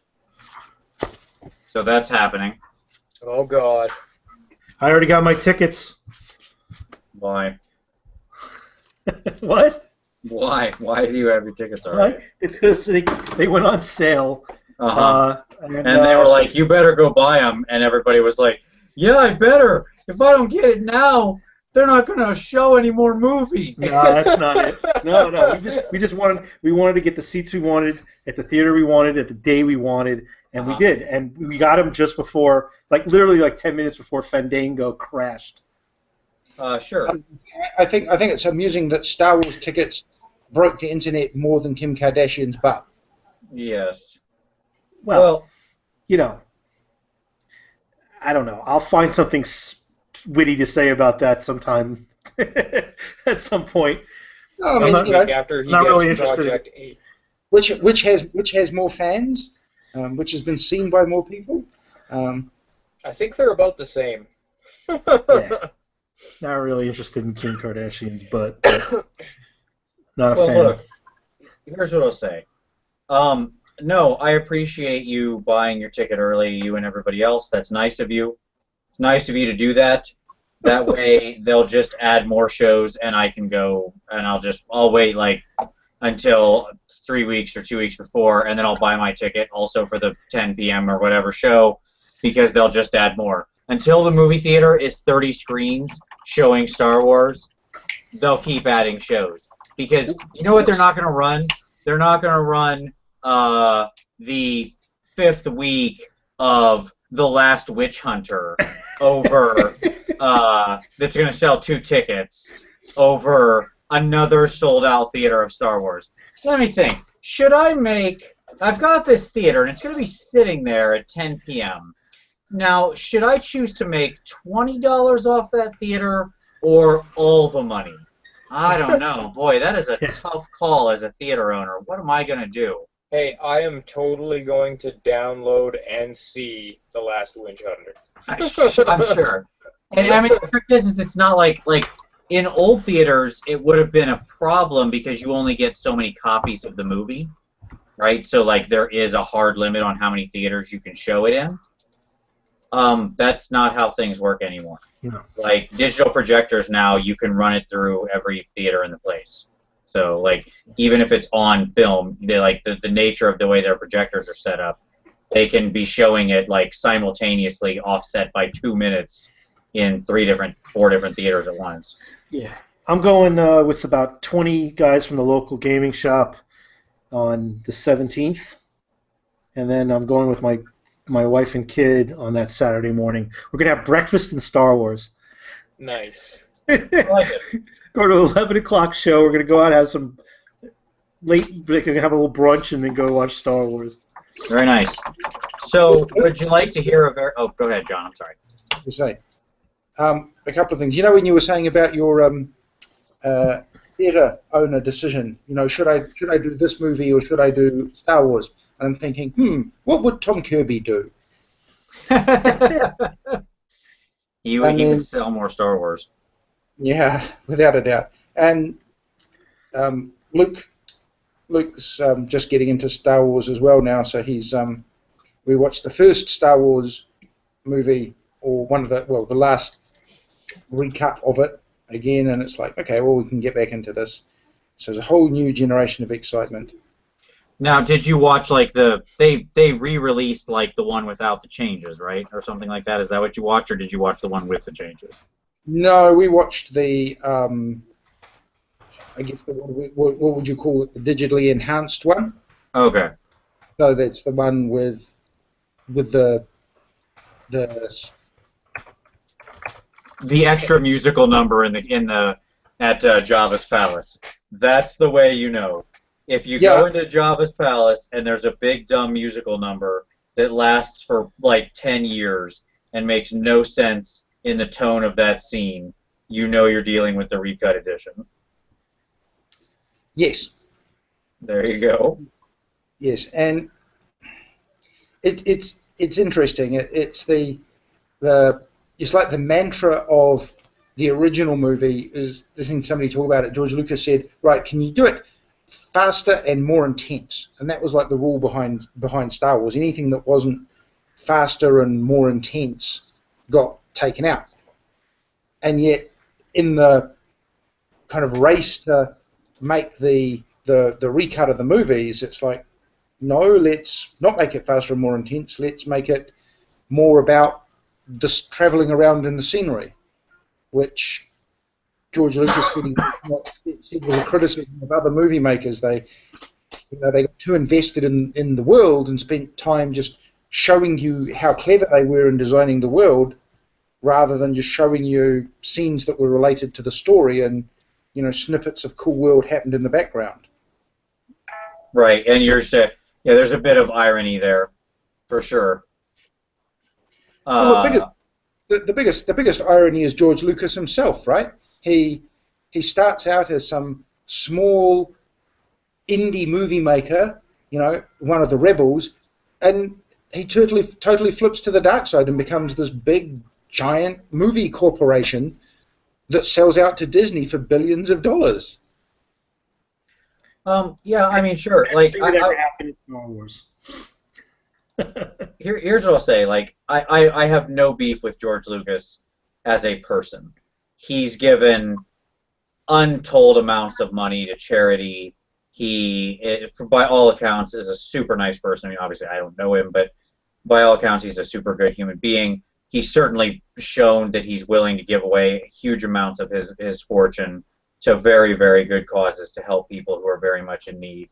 And, you know, that's a great thing. And so whatever he happened to do with a movie, I don't want to ever lose sight of the fact that he seems to be a tremendous human being, and that's what's really important in the final counting. Okay, now that I've said that, I'm going to shit on him for what he did to Star Wars. So, and that is, you know, if you watch The People versus George Lucas, did you see that documentary? Yep. No, That, I think, summed it up perfectly. It's totally worth a watch because it gets into exactly what you're talking about, John. Like, it talks about how, you know, where he was when he was making, like, THX and American Graffiti and, you know, the battles he was fighting and things like that. And then, you know, even certainly making the first Star Wars. And, you know, if there was that one producer who had, you know, this sort of total faith in him, if it wasn't for that person, there's no Star Wars, right? I mean, the studio was ready to shut him down many times. Going to and having this very different vision, and then becoming effectively, yeah, what he had sort of railed against. And you know, the classic canard that I think is the most instructive is he was one of the people who spoke at the Senate committee hearings on the color when Ted Turner was like wanting to colorize old movies, talking about how, like, you know, those are art and the people own those and it's not for, you know, to be changed or whatever, you know, that kind of thing, right? And then here he is doing what he does to his movies. So, and there's all sorts of deep issues there about what, you know, as the creator, what do you own versus what does the community own as far as art goes and all that kind of garbage. But, you know, whatever.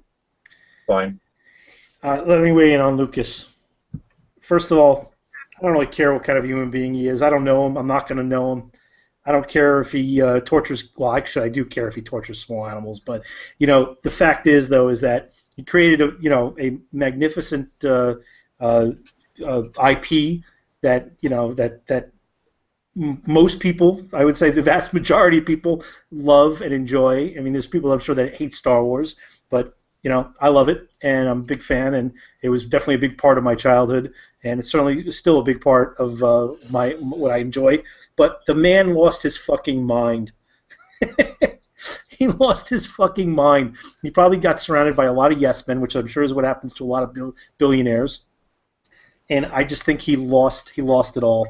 I just think the best thing he could possibly have done is give it to somebody who could give it a new look and look at it with fresh eyes, or take it in a new direction, or just, you know, somebody who's in their creative prime.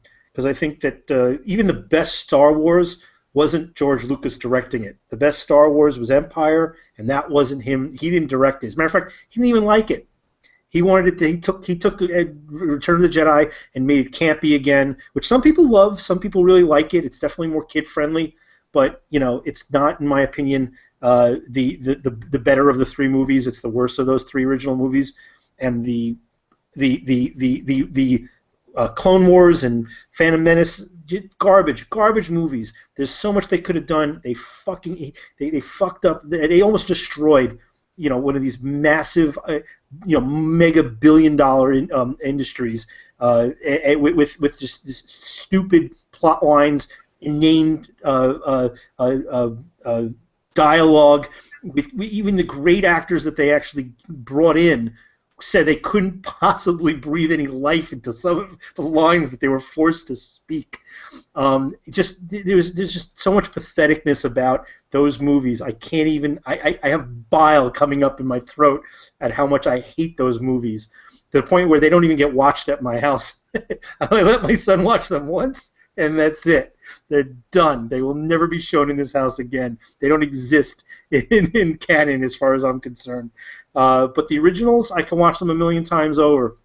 And the irony right now is that I watched the original Star Wars when I was 9, and my son is 9. I'm sure the stars are aligned because me and my son are watching, the first Star Wars movies in our lives at the same age. But whatever the case is, my son is excited, he's thrilled, and I feel like I don't know who's more thrilled, him or me, and I'm a whole lot older than him.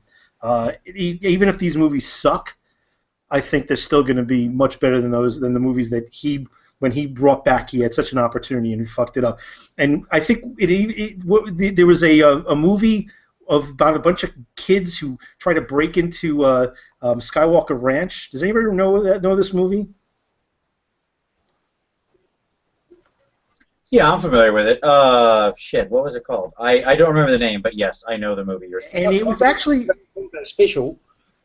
It was a fairly low budget movie, silly movie, but they had some really cool special moments. Some of the best ones were when they actually fucking got into the ranch, and they showed all the memorabilia, all the stuff from the original movies. And this kid, without going into too much detail, but this kid was, it was his dying wish, that he would watch the new Star Wars movie, because these guys were such big Star Wars fans. And one of the best lines of the movie was the last line of the movie, which was, "What if it sucks?" And then they just basically go to black.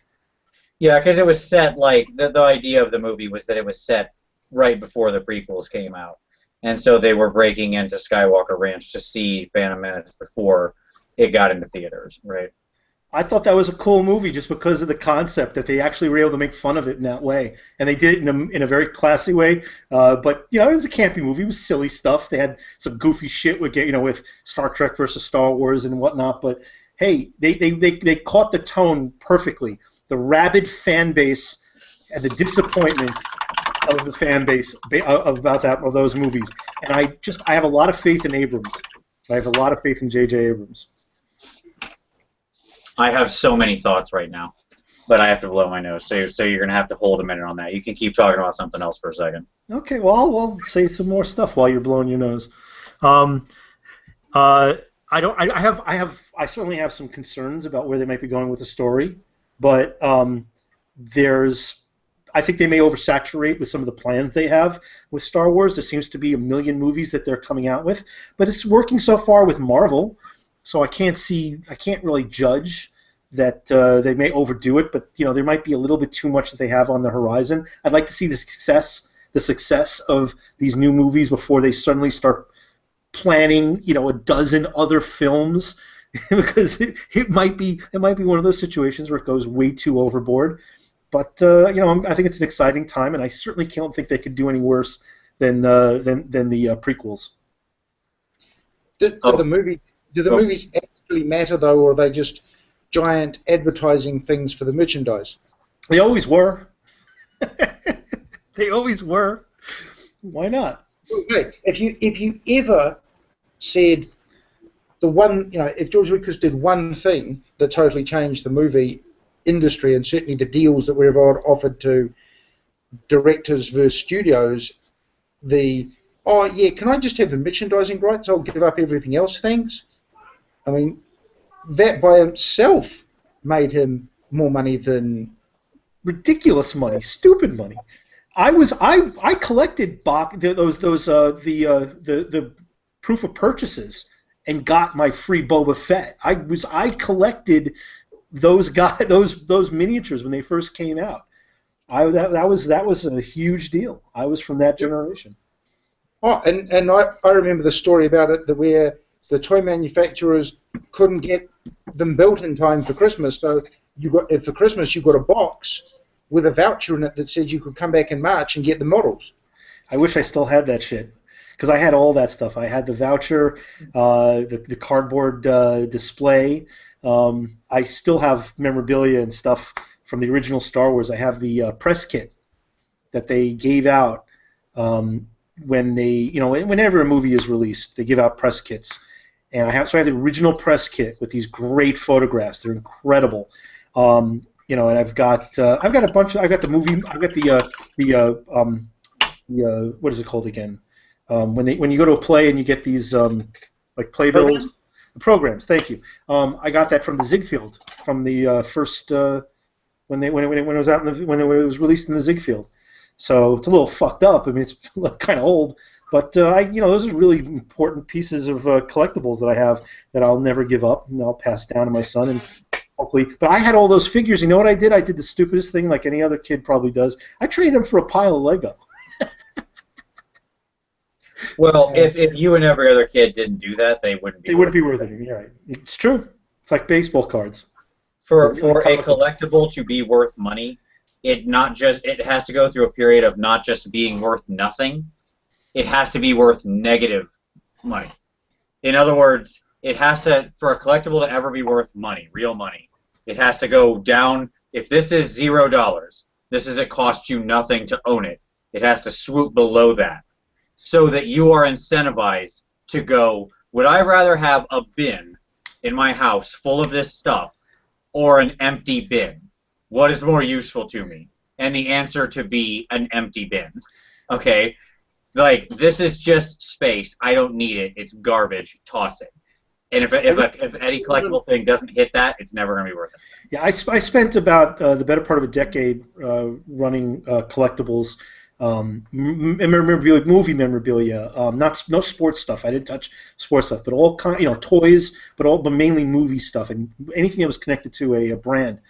And I purchased all kinds of stuff. And when I got back into this hobby, it was all on the heels of buying and selling toys and toy merchandise. So I understand exactly what you're saying. You need for everybody to kind of just throw it away. And the few people that saved it, those are the people that actually have the value. But I think collectibles in general, it's all perceived value. It's all based on what everybody's willing to pay for it. It's not like you have silver or gold or platinum or diamonds or anything. It's all perceived value. What is somebody going to shell out for that piece of plastic or that signature or that piece that was in a movie somewhere? And that's the basis of it. Oh, of course, absolutely. You think Merrick will be laughing on the other side of his face in 10 years when he gets out his rubbish bag full of Lizardmen models and goes, well, it depends. It all depends. I think it depends on, like anything else, limited runs of metal miniatures is going to be a different ballgame than plastic miniatures. But like Vince said, if you're sitting here and going, what is more valuable to me, a Lizardman army or an empty rubbish bin? Oh, that's true. That's for most of us, that's a pretty easy answer. And with Marek being the one strange kid who kept his, he'll be on to a winner in another decade or so. There you go. I got 10 minutes before I got to bail, but I want to hear Vince's thoughts because you kind of left us in suspense there. All right, here are my thoughts. One, I have so many. All right, let me begin. I don't even know where to start. I'm so overflowing here. One, why in the good God Almighty's name do you have faith in J.J. Abrams? What has he done that would instill faith in you? J.J. Abrams is the least imaginative filmmaker, currently big time successful. Okay, and by that I simply mean he pitches down the middle every time. His movies are unimpressive in everything that cinematically means. Look, Michael Bay movies may be garbage, and they are, okay, like in plot and story and everything. But Michael Bay has changed the way cinema is made. You can hate him all you want. I don't like a single movie Michael Bay's made after Bad Boys, and I think Bad Boys is a good movie. But that's mainly Tony Scott. That was a pretty good movie. Yeah, that's Tony Scott though, not him. But anyway, It's Michael Bay. I just mean like Tony Scott was the driving force behind that. Anyways, whatever. He's dead now. But like, what has he done? What Lost? Garbage. No. Super 8? Garbage. New Star Trek? Garbage. Like, it's all crap, or at best mediocre. He has a decent eye. He can shoot good action. Okay, like when he's not obsessed with lens flare. But that's too much of a dig on him. That's just the traditional dig on him. I understand that, but I had to get it in there because otherwise it would be remiss. But the point is that he pitches down the middle. He makes unremarkable films. That is to say, I don't care what you thought of it at the time. What's the last time you really thought about the remake of Star Trek? Have you went back and watched it since it came out and been like, man, I really want to watch that remake of Star Trek? No, it's bubblegum. It's cotton candy. I didn't like the remakes for Star Trek either. I agree with you. Sure, I don't care. Like, and you can pick that for any property he touches, because he doesn't take risks. And that's what I was saying with the George Lucas first 3 movies. Isn't safe pair of hands rather than big gamble on alternate artistic direction what you want? Studios are a business, right? I want the super risk. Like Disney doesn't. Disney wants right down the middle. It's going to make $1 billion. They can plot out 12 films and they'll each make $1 billion, and they will, because this franchise has enough momentum behind it. And if you just make it decent, you'll get Marvel movies. Like Thor: The Dark World was awful, completely average movie. That was awful. No, it was fine. It was fine. BS, it was awful. Elektra was awful. Catwoman is awful. Daredevil 2003 is awful.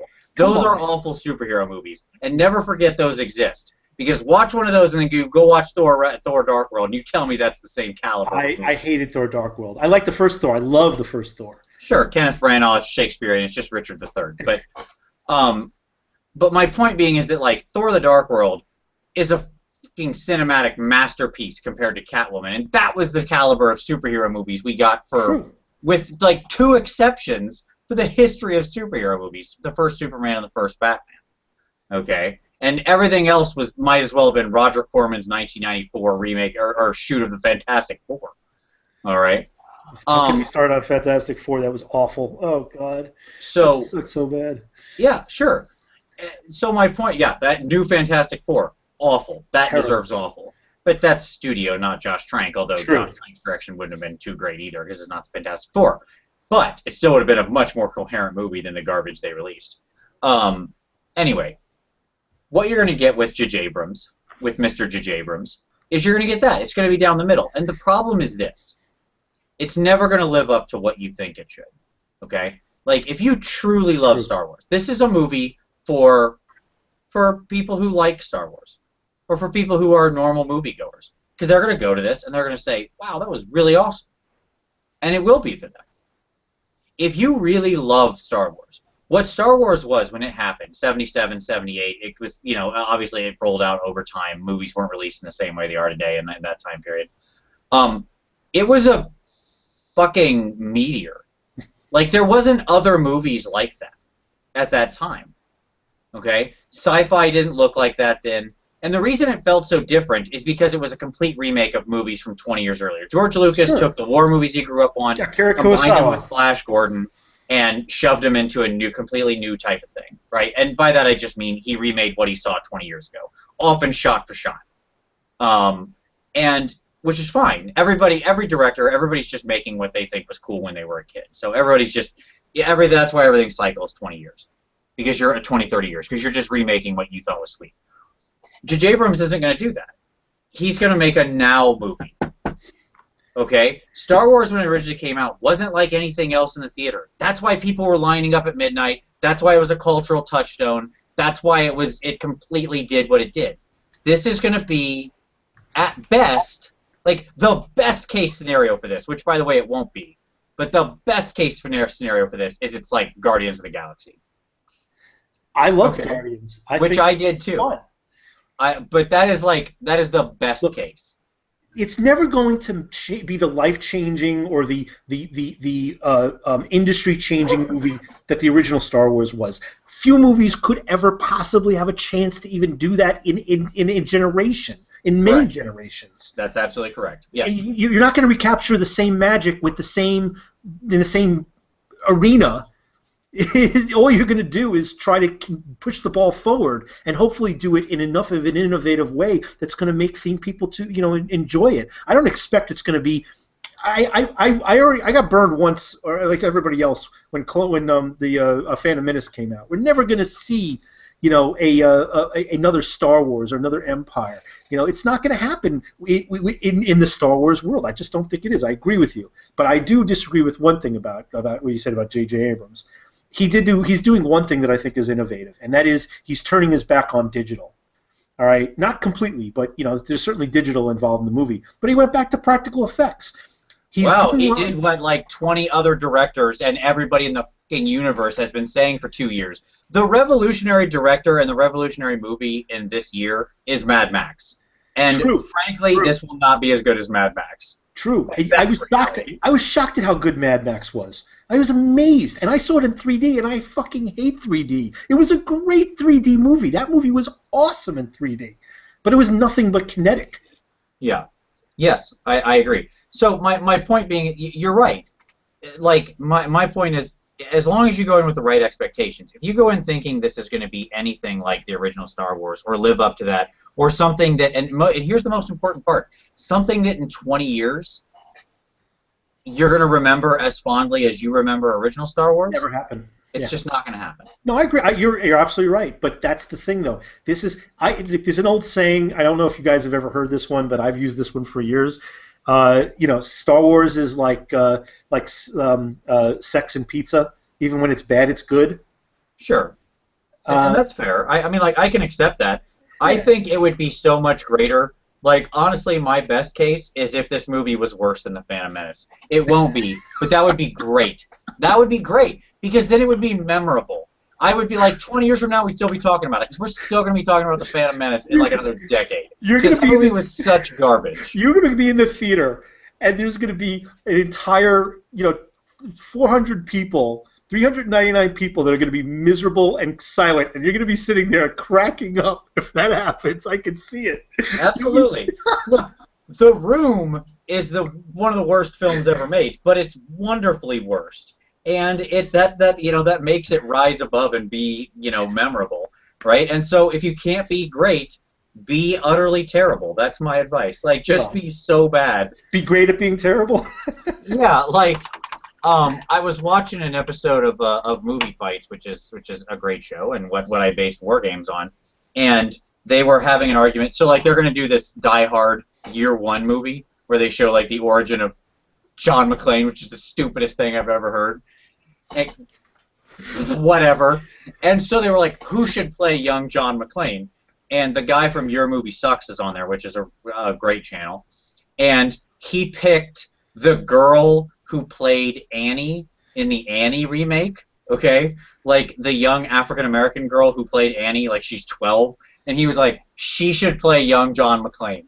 And no explanation should be offered whatsoever, because then it would be so stupid and so ridiculous that people would go see it just to be like, what the hell is going on?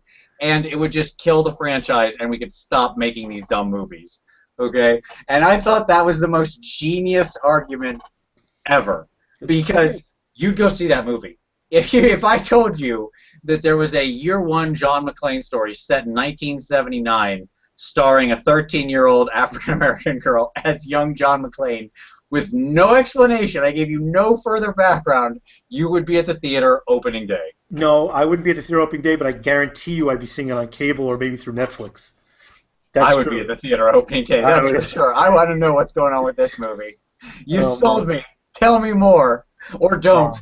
Leave it for surprise. No, so, I'm done with the Die Hard as well, so I can agree. Sure, obviously it's all garbage.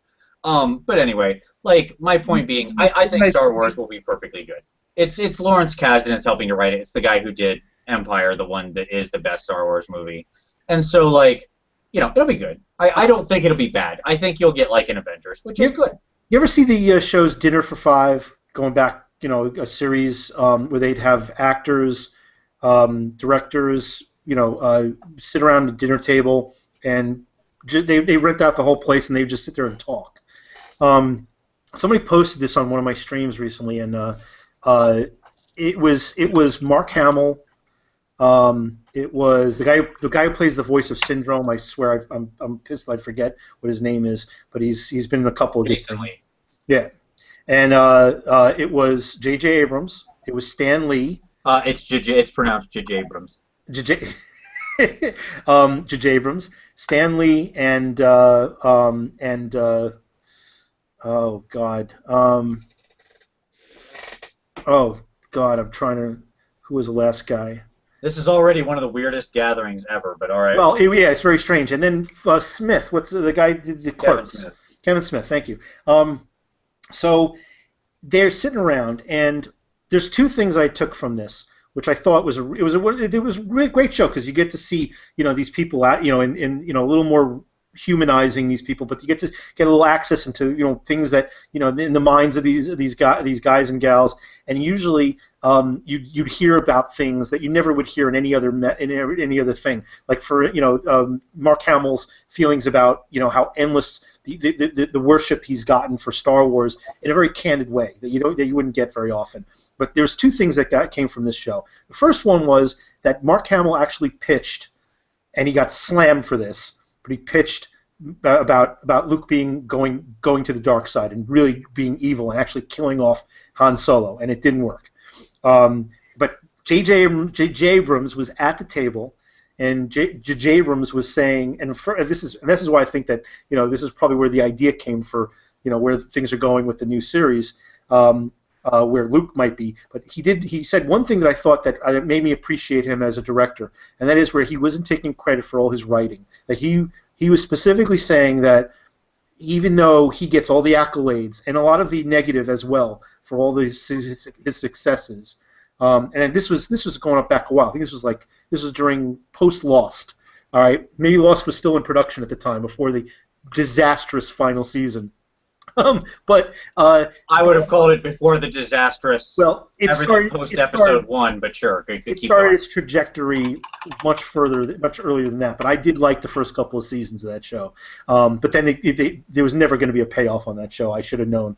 But he actually said he goes I don't write all this stuff. He says I have a whole group of writers to help me. There's no way I could write all this stuff. I couldn't write everything from Alias to all these shows and things that I've been on. He was basically saying that he's not the one guy behind everything he does. And I've rarely heard a person in that position admit and then give credit to the people that are actually behind their creative abilities. And my feeling is that for him to admit that, especially at an earlier part of his career, but he still was definitely in a high point of his success, I got to believe that he's probably surrounding himself, and you mentioned one person, that are going to make whatever his deficiencies are, they're going to try to make up for it. And I also have to have a lot of faith, because I don't think we can get any worse than Phantom Menace. I don't think we can get any worse than any of those three. No, we won't. Like I said, if you're going to end up somewhere between probably Avengers and the first Captain America. I'll be happy if we get anywhere between Star Wars and Jedi, but I don't think it's possible.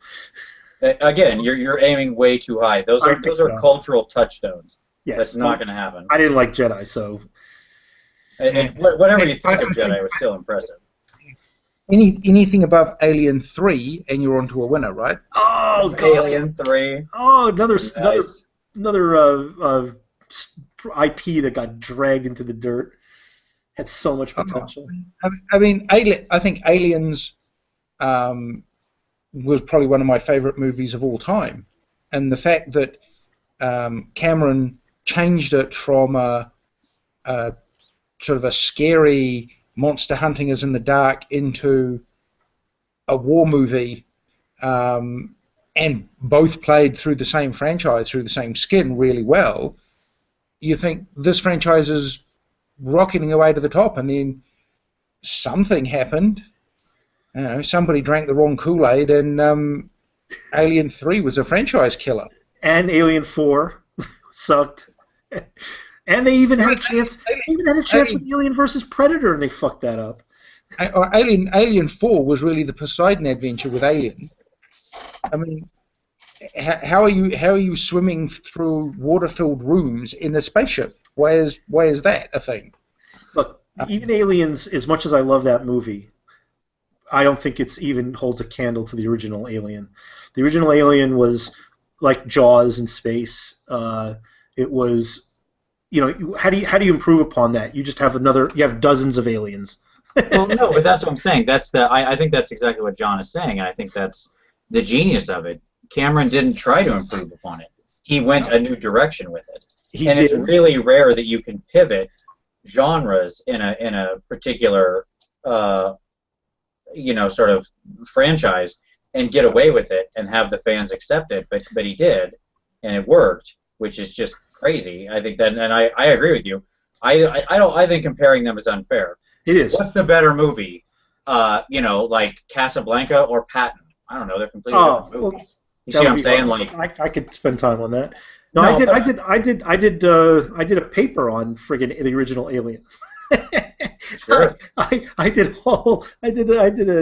term paper on that friggin'. It was for film class, and I thought that was an amazing movie. You can't. I don't think you can compare the two. But I mean, in an attempt to compare them, I think the quality of the story, I think the original was better. But if you're gonna enjoy, a bubblegum movie or an action flick, of course there's going to be much more for the second one. And how do you beat? And I wouldn't write Alien off just as that. There also is a lot of great things in it. It's a very strong female protagonist in a time lacking strong female protagonists. It hits the right notes. It's a good action movie in that action movies aren't supposed to waste time with a lot of character and things like that. You're supposed to care. I need to learn enough to care about the plight of my heroes as they encounter danger. In that, it completely succeeds as an action movie. I care about whatever her name is, the little kid. I care about Ripley. I care about Hicks or whatever, right? Newt and Hicks. Thank you, Newt. Yeah, I couldn't remember Newt's name. Which, by the way, John, I agree. The thing that kills me about where they went with Alien 3, the first 30 seconds of the movie, they kill the best characters from the previous movie that everybody loved. I believe I walked out of the theater immediately being pissed about that. Yes, that was a big thing for me too. Huge. You never kill people off camera that are relevant characters like that. That's insane. I read a comic where they had a character that was like Ripley's daughter, and they went way into the future, and that was a great story. They could have gone and done that, but they had a bona fide star that they had to appease and find a way to keep her in the series. I mean, yeah. Well, I guess it's you look what happens, what contortions are going on with the Terminator franchise to keep Arnie in the Terminator franchise. Exactly. Thank you. I wish we wouldn't look at that, but okay, sure. I wish no one would look at that and we could just put that to bed. I think we'd all be better off for it. Yeah, exactly. They tried to turn that whole thing around in the last movie. I am so glad I did not see that movie. I haven't seen Terminator Genesis yet, but the Terminator Resurrection, whatever it was called, that was on there was pretty awful. Salvation. As soon as I saw, I actually liked it, but yeah, it got a little boring. No. I liked Terminator. I liked Terminator Salvation, apart from the Salvation subplot, right? The idea that this guy who was on death row would get recreated somehow by Skynet as a Terminator, who would then turn back to the good side to save people. It's like bollocks. It's like the religion in the last round of Battlestar Galactica. The whole Cylon one god versus many pantheon thing. Oh God, that killed me. That whole thing did not need to be there. Yeah, what would you think about the Watchtower song? Everybody hearing that inside their head. Oh, the Watchtower. I really liked the Battlestar Galactica reimagining. I liked how it paid a kind of gentle homage to the original, and I like how it reimagined it with a dark, gritty, realistic life on a submarine kind kind of tone to it. You know, almost like it was almost like photojournalism of something. You know, and that a lot of that matched kind of movies you see on, you know, like war movies about life on naval ships and stuff like that. I like the fact that people got scared and that colonial pilots died. You know, you knew enough about Nugget X to care, and then the scene when Stardust just rattles off all the call signs of all the pilots that have died, episode by episode, when she hands over the jug to, you know, it's like that stuff for me was moments of gold. Mm-hmm. I didn't need a unexplained religious war happening between humans and Cylons. Well, they weren't even Cylons after a point in time. They were the precursor of the human race. I just gotta say, Mitch, you better be careful here, buddy. You're treading on sacred ground. BSG, probably one of the top 5 television shows ever. No, I'm not treading on sacred ground because I think I agree with you. But I think the way they ended that show, not just the final episode, that the trajectory they took it, I think they kind of had a problem finding a way to end it properly. And you know, it was a cute idea, but the last season especially, just there's very few shows, even some of the best shows in history, that end well. And BSG is high among them that were, in my opinion, disappointing. But that is one of the best shows and one of the unsung shows, one of the shows that have that somehow escaped notice for accolades and awards. But it was the destination show of the time for me. I agree. That was a phenomenal show. But yeah. I do not agree with you, John, 100%. I didn't need any of that stuff. And when they started going with the Cylons Among Us and who's the secret Cylons, they could have done that a better way, but the way they went with it, it killed the show for me. It killed the ending, at least. And 20 years before this, the breakout show that changed things from episodal procedures into longer arcs was Babylon 5. Ah, yes, another show that people just don't know about enough unless you're uber sci-fi fan. Well, or old enough to have been around when it was and watched it when it was on, right? I mean, it's 25 years ago now. That was a much better show than when I was watching it.